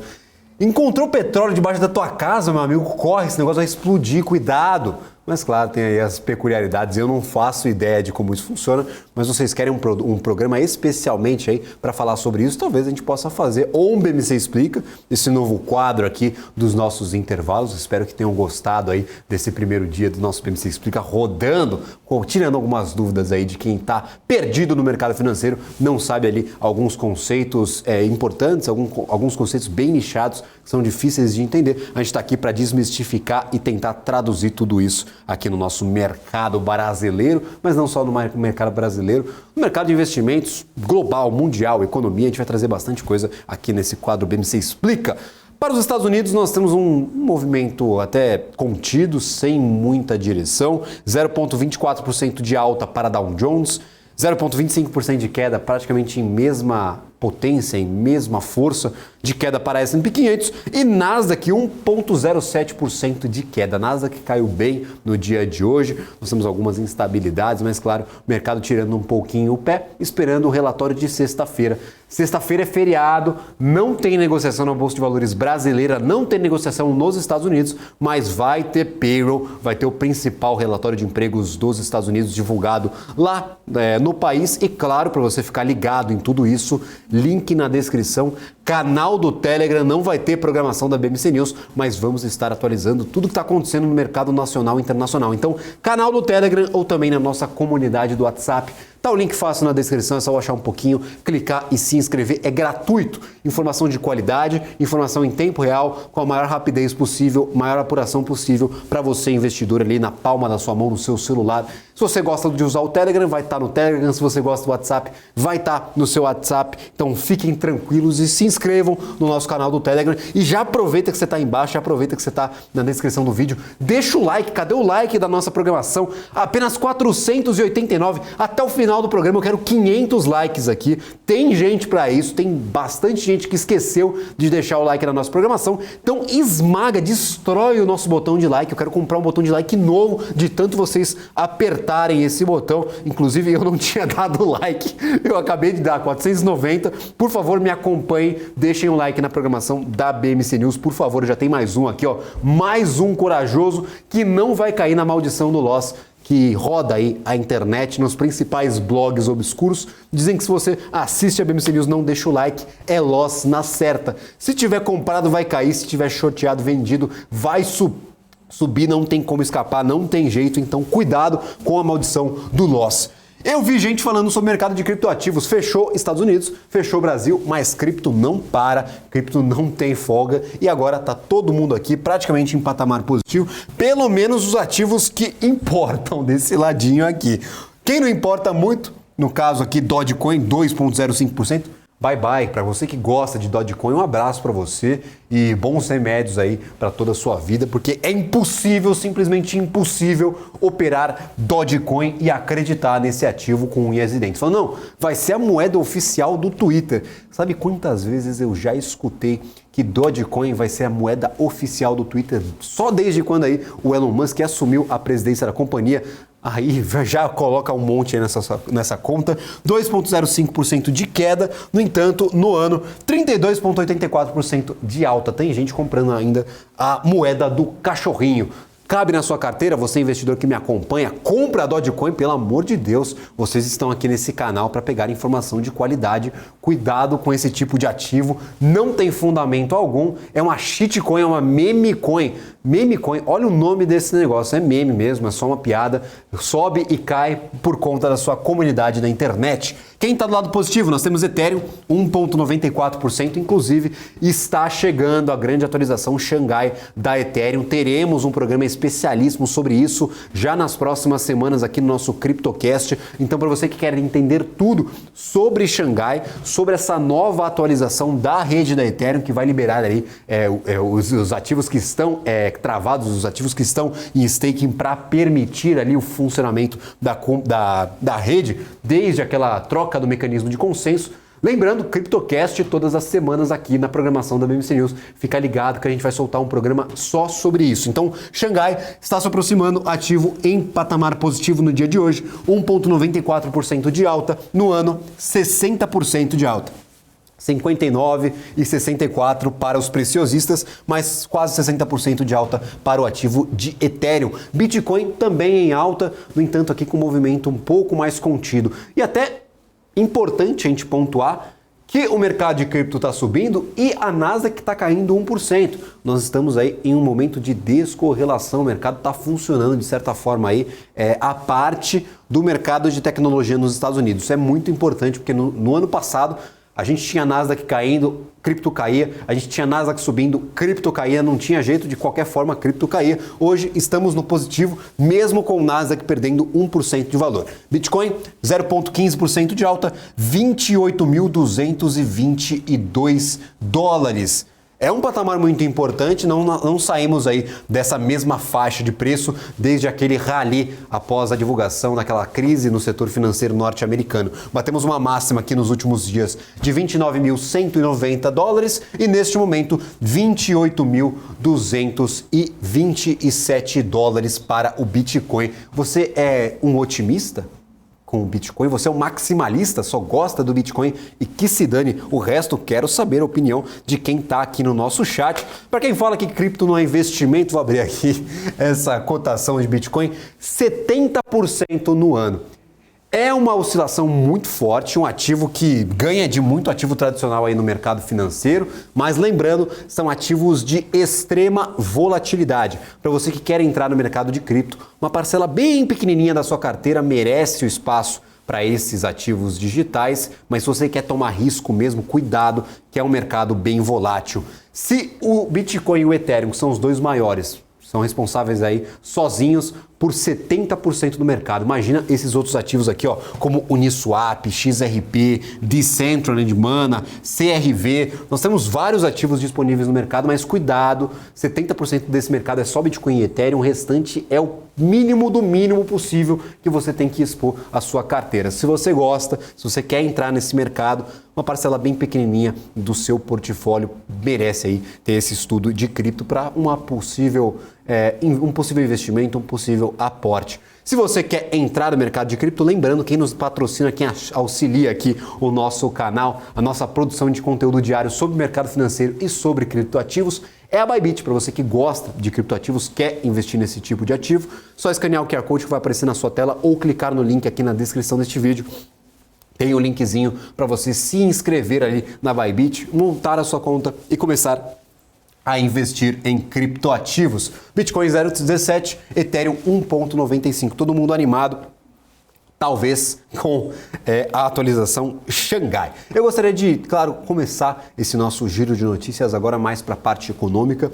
O ministro da Fazenda, Fernando Haddad, pediu na última segunda-feira ao presidente do Banco Central, Roberto Campos Neto, a possibilidade de parcelamento de dívidas no Pix, sistema de transferências instantâneas do Banco Central.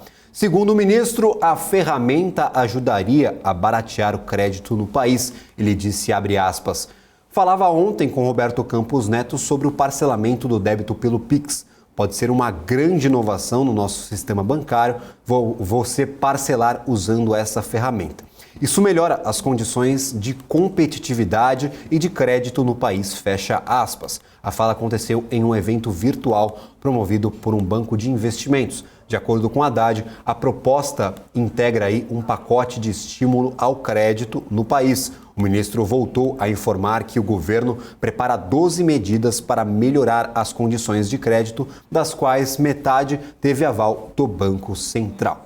E o índice de variação de aluguéis residenciais, o IVAR, variou 0,97% em março de 2023 e representa uma nova desaceleração em relação à taxa mensal de 1,06% de alta registrada no mês anterior. Os dados são da Fundação Getúlio Vargas. Com resultado, a taxa acumulada em 12 meses passou de 8,73% em fevereiro para 8,90% em março.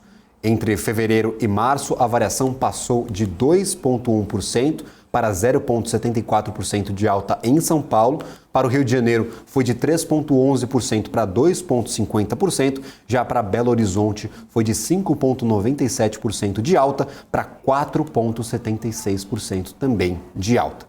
E o Departamento de Comércio dos Estados Unidos informou que a balança comercial norte-americana registrou um déficit de 70 bilhões de dólares e 500 milhões de dólares também em fevereiro, uma alta em relação a janeiro de 2022, quando registrou um déficit de 68 bilhões e 700 milhões de dólares. O número é resultado de 251 bilhões em exportações e 321 bilhões e 750 milhões de dólares em importações. As projeções do mercado apontam para um resultado negativo de 70 bilhões de dólares, no caso aí 69 bilhões exatamente, no segundo mês de 2023. E o índice de commodities do Brasil, ICBR, indicou uma baixa de 2,84% em março, em comparação a fevereiro, enquanto a variação dos últimos 12 meses ficou em 14,01% de queda, conforme mostram dados do Banco Central. As commodities de energia registraram queda de 2,81% em março ante o mês anterior, enquanto as de metal, como o minério de ferro, registraram queda de 4,44%. As matérias-primas relacionadas ao setor agropecuário caíram 2,61% na comparação mensal. A gente vai para um rápido intervalo, na volta análise técnica aqui na nossa programação e, claro, o fechamento aqui do nosso Aftermarket. Vou ler também os comentários que deixaram no nosso chat. Tem 2 superchats aqui, ó. Muito obrigado pela contribuição. Na volta eu dou uma lida aqui nos nossos comentários em quem está participando conosco da programação ao vivo da BMC News.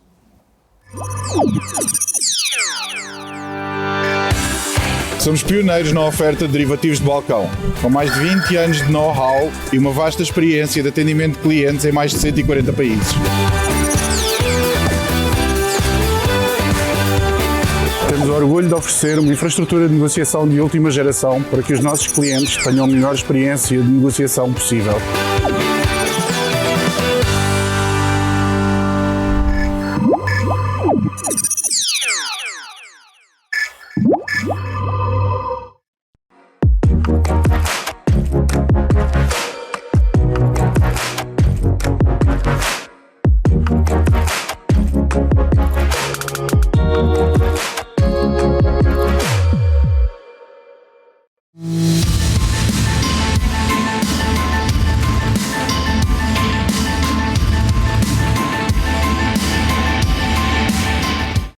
Fala, meu povo, beleza? Estão abertas as inscrições para o meu curso de opções. Você estará a meu lado durante 6-7 horas, ao vivo, aonde você irá aprender desde o básico dos principais conceitos de opções, até o modo de você fazer proteção da sua carteira contra incerteza, se vale a pena fazer o tempo todo, se não vale, como essa proteção deve ser feita e também para você especular, tanto na alta como na baixa das ações. Inscreva-se agora e você ainda vai garantir 2 bônus. O primeiro bônus, a carteira recomendada de opções de Marco Saravalli, e o segundo bônus, a carteira de financiamento também de opções com Marco Saravalli. Te espero lá.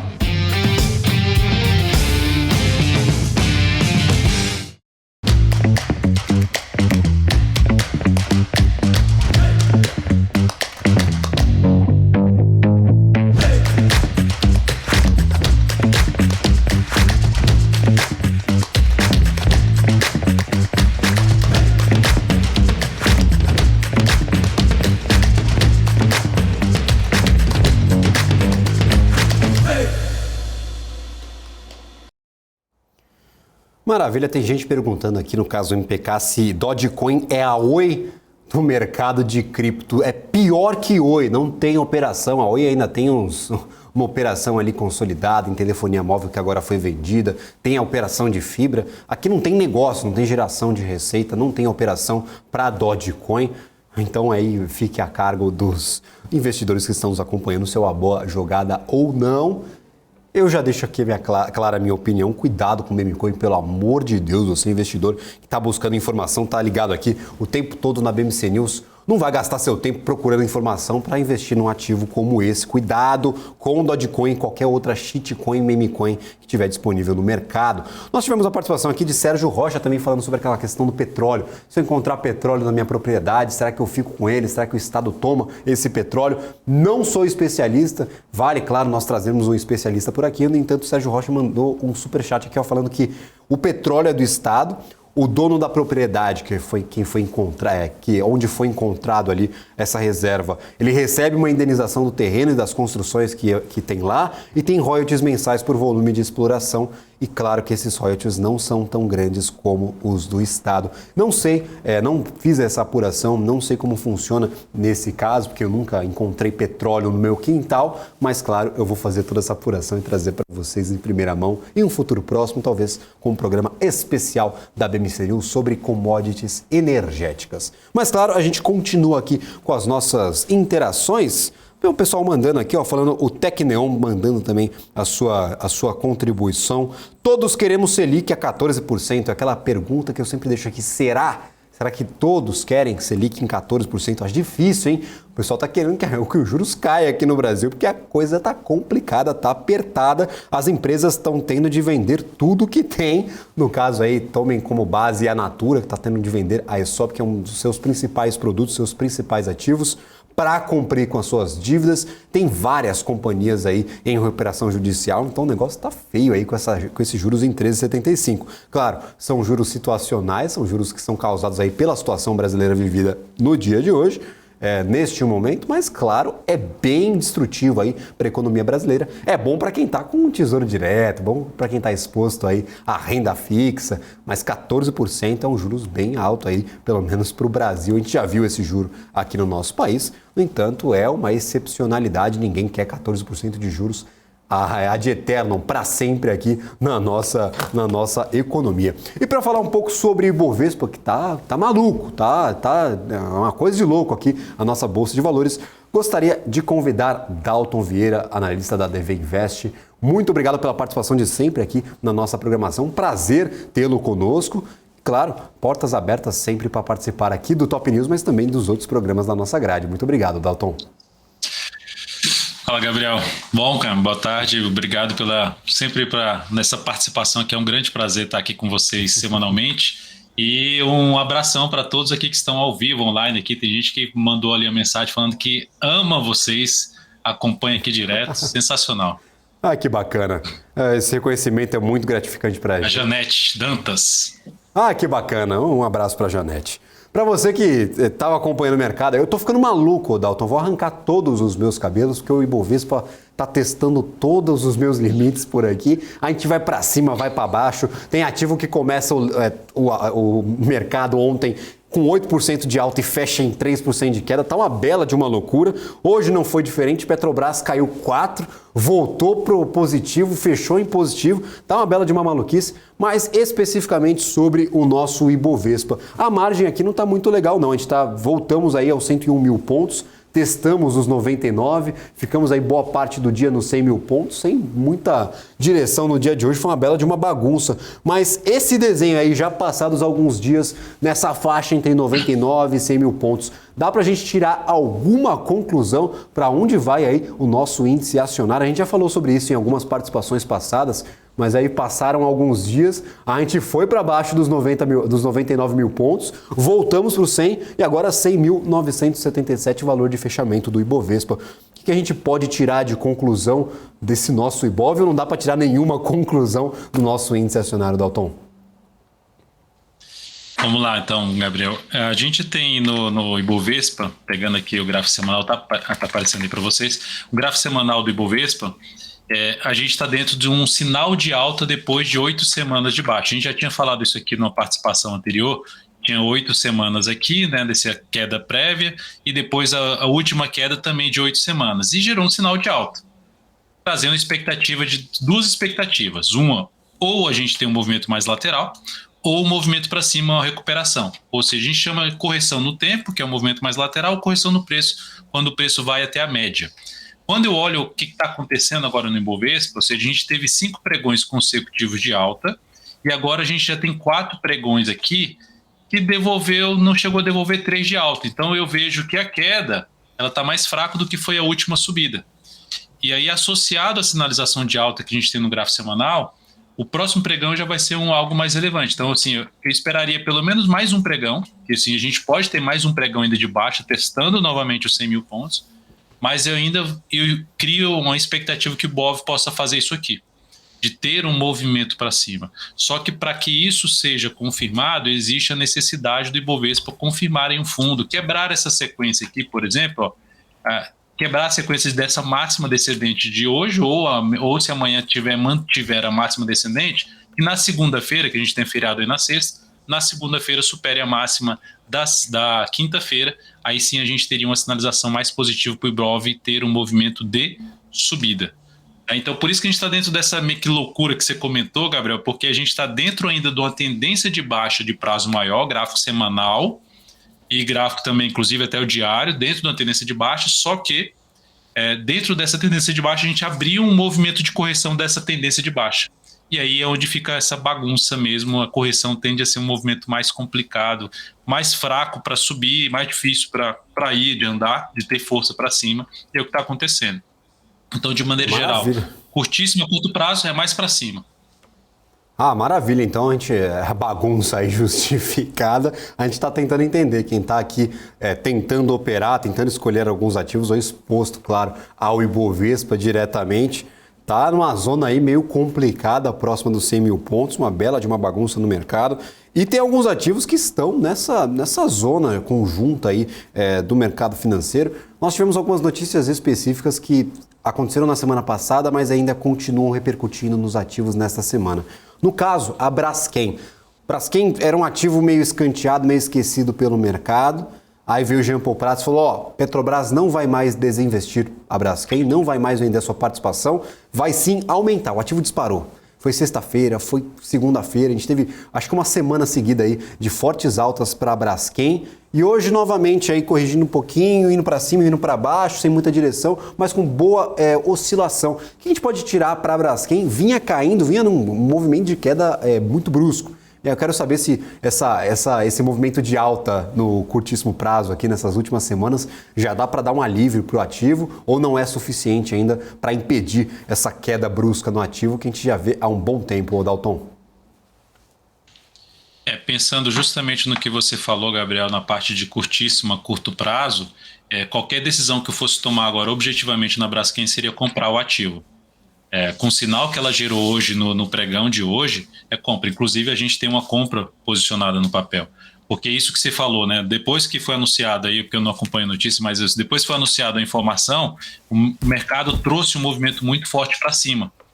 E dentro desse movimento forte para cima, na hora de cair, caiu muito mais fraco. E hoje gerou um outro sinal de alta. Então, tecnicamente, o caminho mais provável da Braskem é continuar subindo, caminhando para a região dos R$21. É o mais provável. Ou seja, se reverter a probabilidade, para quem está comprado, pode deixar um stop ali nos 18,59, estaria bem posicionado logo abaixo da mínima do pregão de ontem. Então, para mim, Braskem curtíssimo a curto prazo, é um pouquinho mais para cima, gráfico semanal, corrigindo a tendência de baixa de forte prazo. Só que pensando em Braskem para longo prazo, não seria um ativo que eu pensaria em comprar para longo prazo, não, porque não vejo um cenário gráfico apropriado ainda. Maravilha. E outro ativo que movimentou bastante aí por conta de notícia? Um ativo que movimentou bastante por conta de notícia. A gente fala que cuidado com a operação de notícia, mas a gente fala de impacto em mercado. Às vezes tem umas movimentações bem bruscas e por dias consecutivos. A gente fala dos ativos por aqui para ver se mudou alguma coisa na tendência gráfica ali para a companhia. Natura, ontem foi uma bagunça. Subiu 8, caiu 3 no final do pregão, então a gente devolveu praticamente todos os ganhos. Quem comprou no high tomou uma cacetada das braba. E eu gostaria de saber se há alguma mudança fundamental, porque hoje foi novamente um dia péssimo para o ativo de Natura. Se tem salvação aí o ativo para quem está posicionado e se, claro, essa forte queda nos últimos 2 dias... forte queda, eu digo, do patamar de abertura, a gente abriu gapeado ontem. Então, essa forte queda nos últimos 2 dias, se ela justifica ali alguma posição, se tem algum movimento interessante em Natura, especificamente, Dalton? Tá, vamos lá então. Primeiro eu falar só de um cenário de prazo maior. O volume financeiro também brutal. Acabei de lembrar dessa informação, R$1 bilhão ontem, mais R$500 milhões hoje negociados. Para a Natura isso é excepcional. A gente encontra R$1 bilhão em Vale e R$1 bilhão em Petrobras, mas R$1 bilhão para a Natura, o volume bem pesado aí negociado ontem. Ontem foi realmente R$1 bilhão aqui, tá aqui no gráfico muito acima da média, hoje também bem acima da média. Ou seja, cair com volume confirmando a tendência do papel para baixo. Aí está de acordo com a tendência do preço desse papel. Está em tendência de baixo de curto prazo e o que eu ia chamar a atenção é um gráfico anual. Quando eu vejo 2 barras dessa muito fortes assim para baixo, anulando o que levou 4 anos para subir, eu jamais entraria nesse ativo pensando no longo prazo. Não seria um ativo que eu tomaria esse risco, tá, Gabriel? Então, qualquer risco que eu for tomar pensando em comprar a Natura, eu olharia para curto prazo e nesse momento eu não vejo motivos de abrir compra em Natura. E quando eu mostro isso aqui, eu lembro também de Amer 3, né? lembra da MER3? Olha, 2 anos muito fortes para baixo, devolvendo que levou 4 para subir. Não significa dizer que vai acontecer a mesma coisa, mas significa dizer que você tem um cenário negativo contra você. Você está tomando um risco maior para comprar esse ativo. Então, de maneira geral, voltando aqui para a NTCO3, eu vejo assim, um papel que está com a expectativa de continuar a queda. Assim, corrige no gráfico diário, gera um movimentozinho para cima, mas continua muito mais alinhado para, se fosse tomar posição, fazer mais operação, planejar mais operação de venda de curto prazo no papel. Maravilha, eu sempre peço porque... Tem alguns viciados aqui na nossa programação, olha pro ativo caindo e fala, cara, quero me posicionar porque caiu demais. A gente sempre tira essas dúvidas, tira essas conclusões precipitadas que às vezes podem expor o seu capital a um risco desnecessário. Como a gente sempre menciona aqui, cuidado com essa exposição, cuidado com essas posições em ativos que ou caíram demais, porque... No mercado financeiro, o fundo do poço temporal, não tem jeito. Caiu demais, vai continuar caindo se a tendência ela não se inverter. Então, cuidado e sempre utilize essas ferramentas aqui. Acompanhe o Dalton nas redes sociais, em todos os lugares aí, para observar aí o que o analista está olhando e quais ativos ele está vendo esse potencial de compra. Tem alguns realmente que não tem jeito. A gente falou sobre Saraiva recentemente também. O negócio foi brutal para baixo. Eu não falava há muito tempo sobre Saraiva, não parou de cair, 99% de queda desde a máxima histórica. Então, cuidado, gente, cuidado. Sempre a mensagem final aqui na nossa programação. E agora, Dalton, tem algum ativo especificamente que você vem chamando a sua atenção nos últimos dias, nas últimas semanas ou no último mês, que você vem acompanhando e falando sobre isso com o pessoal que te segue lá nas redes sociais? Ou está preferindo ali escolher muito bem, mas muito bem mesmo, as suas operações com esse Bovespa um pouco mais volátil nos últimos dias? Como que está aí o seu ritmo de operação? Tem esse ativo que está se destacando, ou uma classe de ativos ali, uma categoria que está se destacando com um pouco mais de atenção? Como é que você está operando nos últimos dias, por favor? Tá. Eu tenho operação aberta tanto na compra quanto na venda, né? Mas enfim, eu tenho até uma comprinha aberta. Vai para os dois lados, né? Como o Ibov está desse jeito, né? Tipo, a loucura para cima e para baixo, enfim, pode ter ativo. O Ibov representa a média, né, de comportamento dos ativos. Então, vão ter ativos que estão, como a Vale 3, caindo, né? Tem ativos como a Ambev, que ainda está sustentando uma tendência de alta. Então, é um ativo que chama atenção. A gente tem até uma compra em aberta na Multi3. Eu gosto de ativos, por exemplo, eu coloquei Braskem na carteira semanal para essa semana. Então, Braskem, para hoje mesmo, assim, é o que mais me chama atenção. Hoje eu passei em todos os ativos. O sinal de alta que mais me chama atenção para uma compra seria Braskem. Nós temos, para tentar repique também de alta, curtíssimo, curto prazo, monitorar de perto assim, que é essa correção de ELET3, que pode trazer uma compra aqui, para quem até gosta de padrão gráfico, né, de ombro, cabeça, ombro invertido, isso pode acontecer, não que seja uma certeza, mas é bom ficar atento aqui, que ela pode ter algo para cima. Então é um ativo que eu também destacaria pensando aí em operação de compra. A gente tem uma posição aberta de compra de Multi3, que gerou um fundo bom ontem no gráfico, está em cima da resistência e pode gerar aí um rompimento aqui para cima. Eu gosto de papel, quem vem se destacando bem nas nossas carteiras recomendadas e ativo que bateu no objetivo ontem foi CSMG3, que hoje caiu 2,58%. Então é um ativo que também me chama atenção, não para comprar já hoje, porque ontem a gente saiu no objetivo, mas que se ela corrigir novamente aqui, proporcionar um novo sinal de alta, entro comprando. Por que esse ativo me chama atenção? Porque, se eu olho para um gráfico mensal, ela está dentro de um pivô de alta, ela está dentro de uma tendência de alta. É diferente de você olhar para uma NTCO3, ou Natura que está lá virada para baixo. Eu prefiro entrar nos ativos que estão virados para cima, que é chamada tendência primária, tendência secundária apontando para cima. Você vai lá na tendência de menor periodicidade como o diário, e busca essas entradas de curto prazo a favor dessa tendência de prazo maior. Então, de maneira geral, são esses ativos aí que eu posso destacar já de cara aqui para você, Gabriel. Maravilha, para quem quer acompanhar aí o dia a dia do Dalton, por favor, acompanha lá o YouTube Dalton Vieira, tem a DV Invest também, então para você que gosta das participações semanais aqui do Dalton Vieira, por favor, acompanha aí em todas as redes sociais. Esqueci de alguma, ou Dalton? Você utiliza mais o YouTube, tem Instagram, tem qualquer outra, mais o YouTube mesmo? Não, é o YouTube, Dalton Vieira Invest lá no YouTube. A gente tem sala de ações ao vivo todos os dias, sala de mini índice, mini dólar todos os dias ao vivo, com operações de day trade de mini índice, mini dólar ao vivo comigo. Amanhã eu tô das 8h45 às 13 horas ao vivo com vocês. E a gente tem a análise de fechamento no YouTube, a gente tem o meu perfil no Instagram, que sempre tem muito conteúdo de aprendizado, tanto no canal no YouTube, quanto no perfil no Instagram, conteúdo de aprendizado, aula semanal aqui no YouTube, e lá no Instagram, vídeos diários de aprendizado, o Dalton Vieira. Maravilha, muito obrigado. É sempre um prazer tê-lo por aqui todas as semanas. Dalton Vieira, analista da DV Invest. Seja sempre muito bem-vindo por aqui, Dalton. Valeu, Gabriel. Abraço a todos aqui que estão ao vivo acompanhando a BMC News. Abraço. Maravilha, um abraço para todos vocês. Lembrando, Ibovespa 0,88% de queda, 100.977. Não conseguimos fechar aqui nos 101 mil pontos e, claro, a gente mencionava esse patamar complicado do Ibovespa. Esperaríamos aí, pelo menos na fala do Dalton, mais um dia de pregão. Se fizer esse pregão negativo, tiver uma correção aí, pode indicar uma compra para Ibovespa. A gente vai ter que acompanhar com calma e o que será aqui do nosso principal índice acionário. O dólar futuro também encerrando as operações. Nós temos dólar futuro, na verdade, caindo 0,76%, R$ 5,05, 5,054.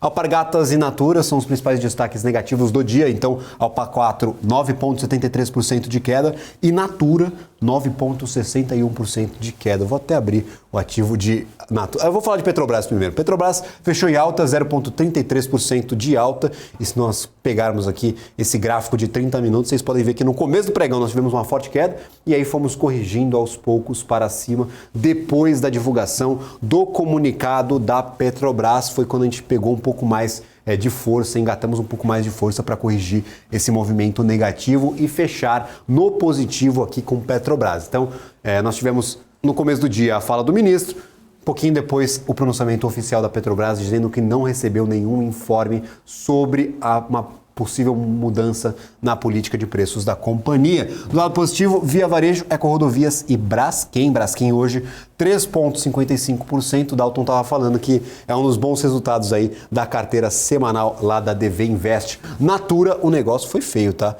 falar para vocês que o negócio não está muito legal. Esse aqui é o gráfico diário. Ontem nós abrimos com forte gap de alta.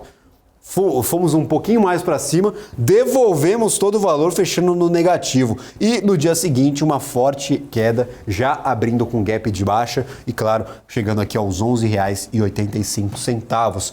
Nós vimos aqui, ó, o patamar máximo dos últimos dias foi lá para cima dos R$ 14,50. Então fomos de R$ 14,50 até R$ 11,85 em apenas 2 dias. E o primeiro dia com um movimento muito forte de alta. É uma maluquice, esse Ibovespa aqui sempre dá ótimas conversas para nós que acompanhamos durante todos os dias aqui na BMC News.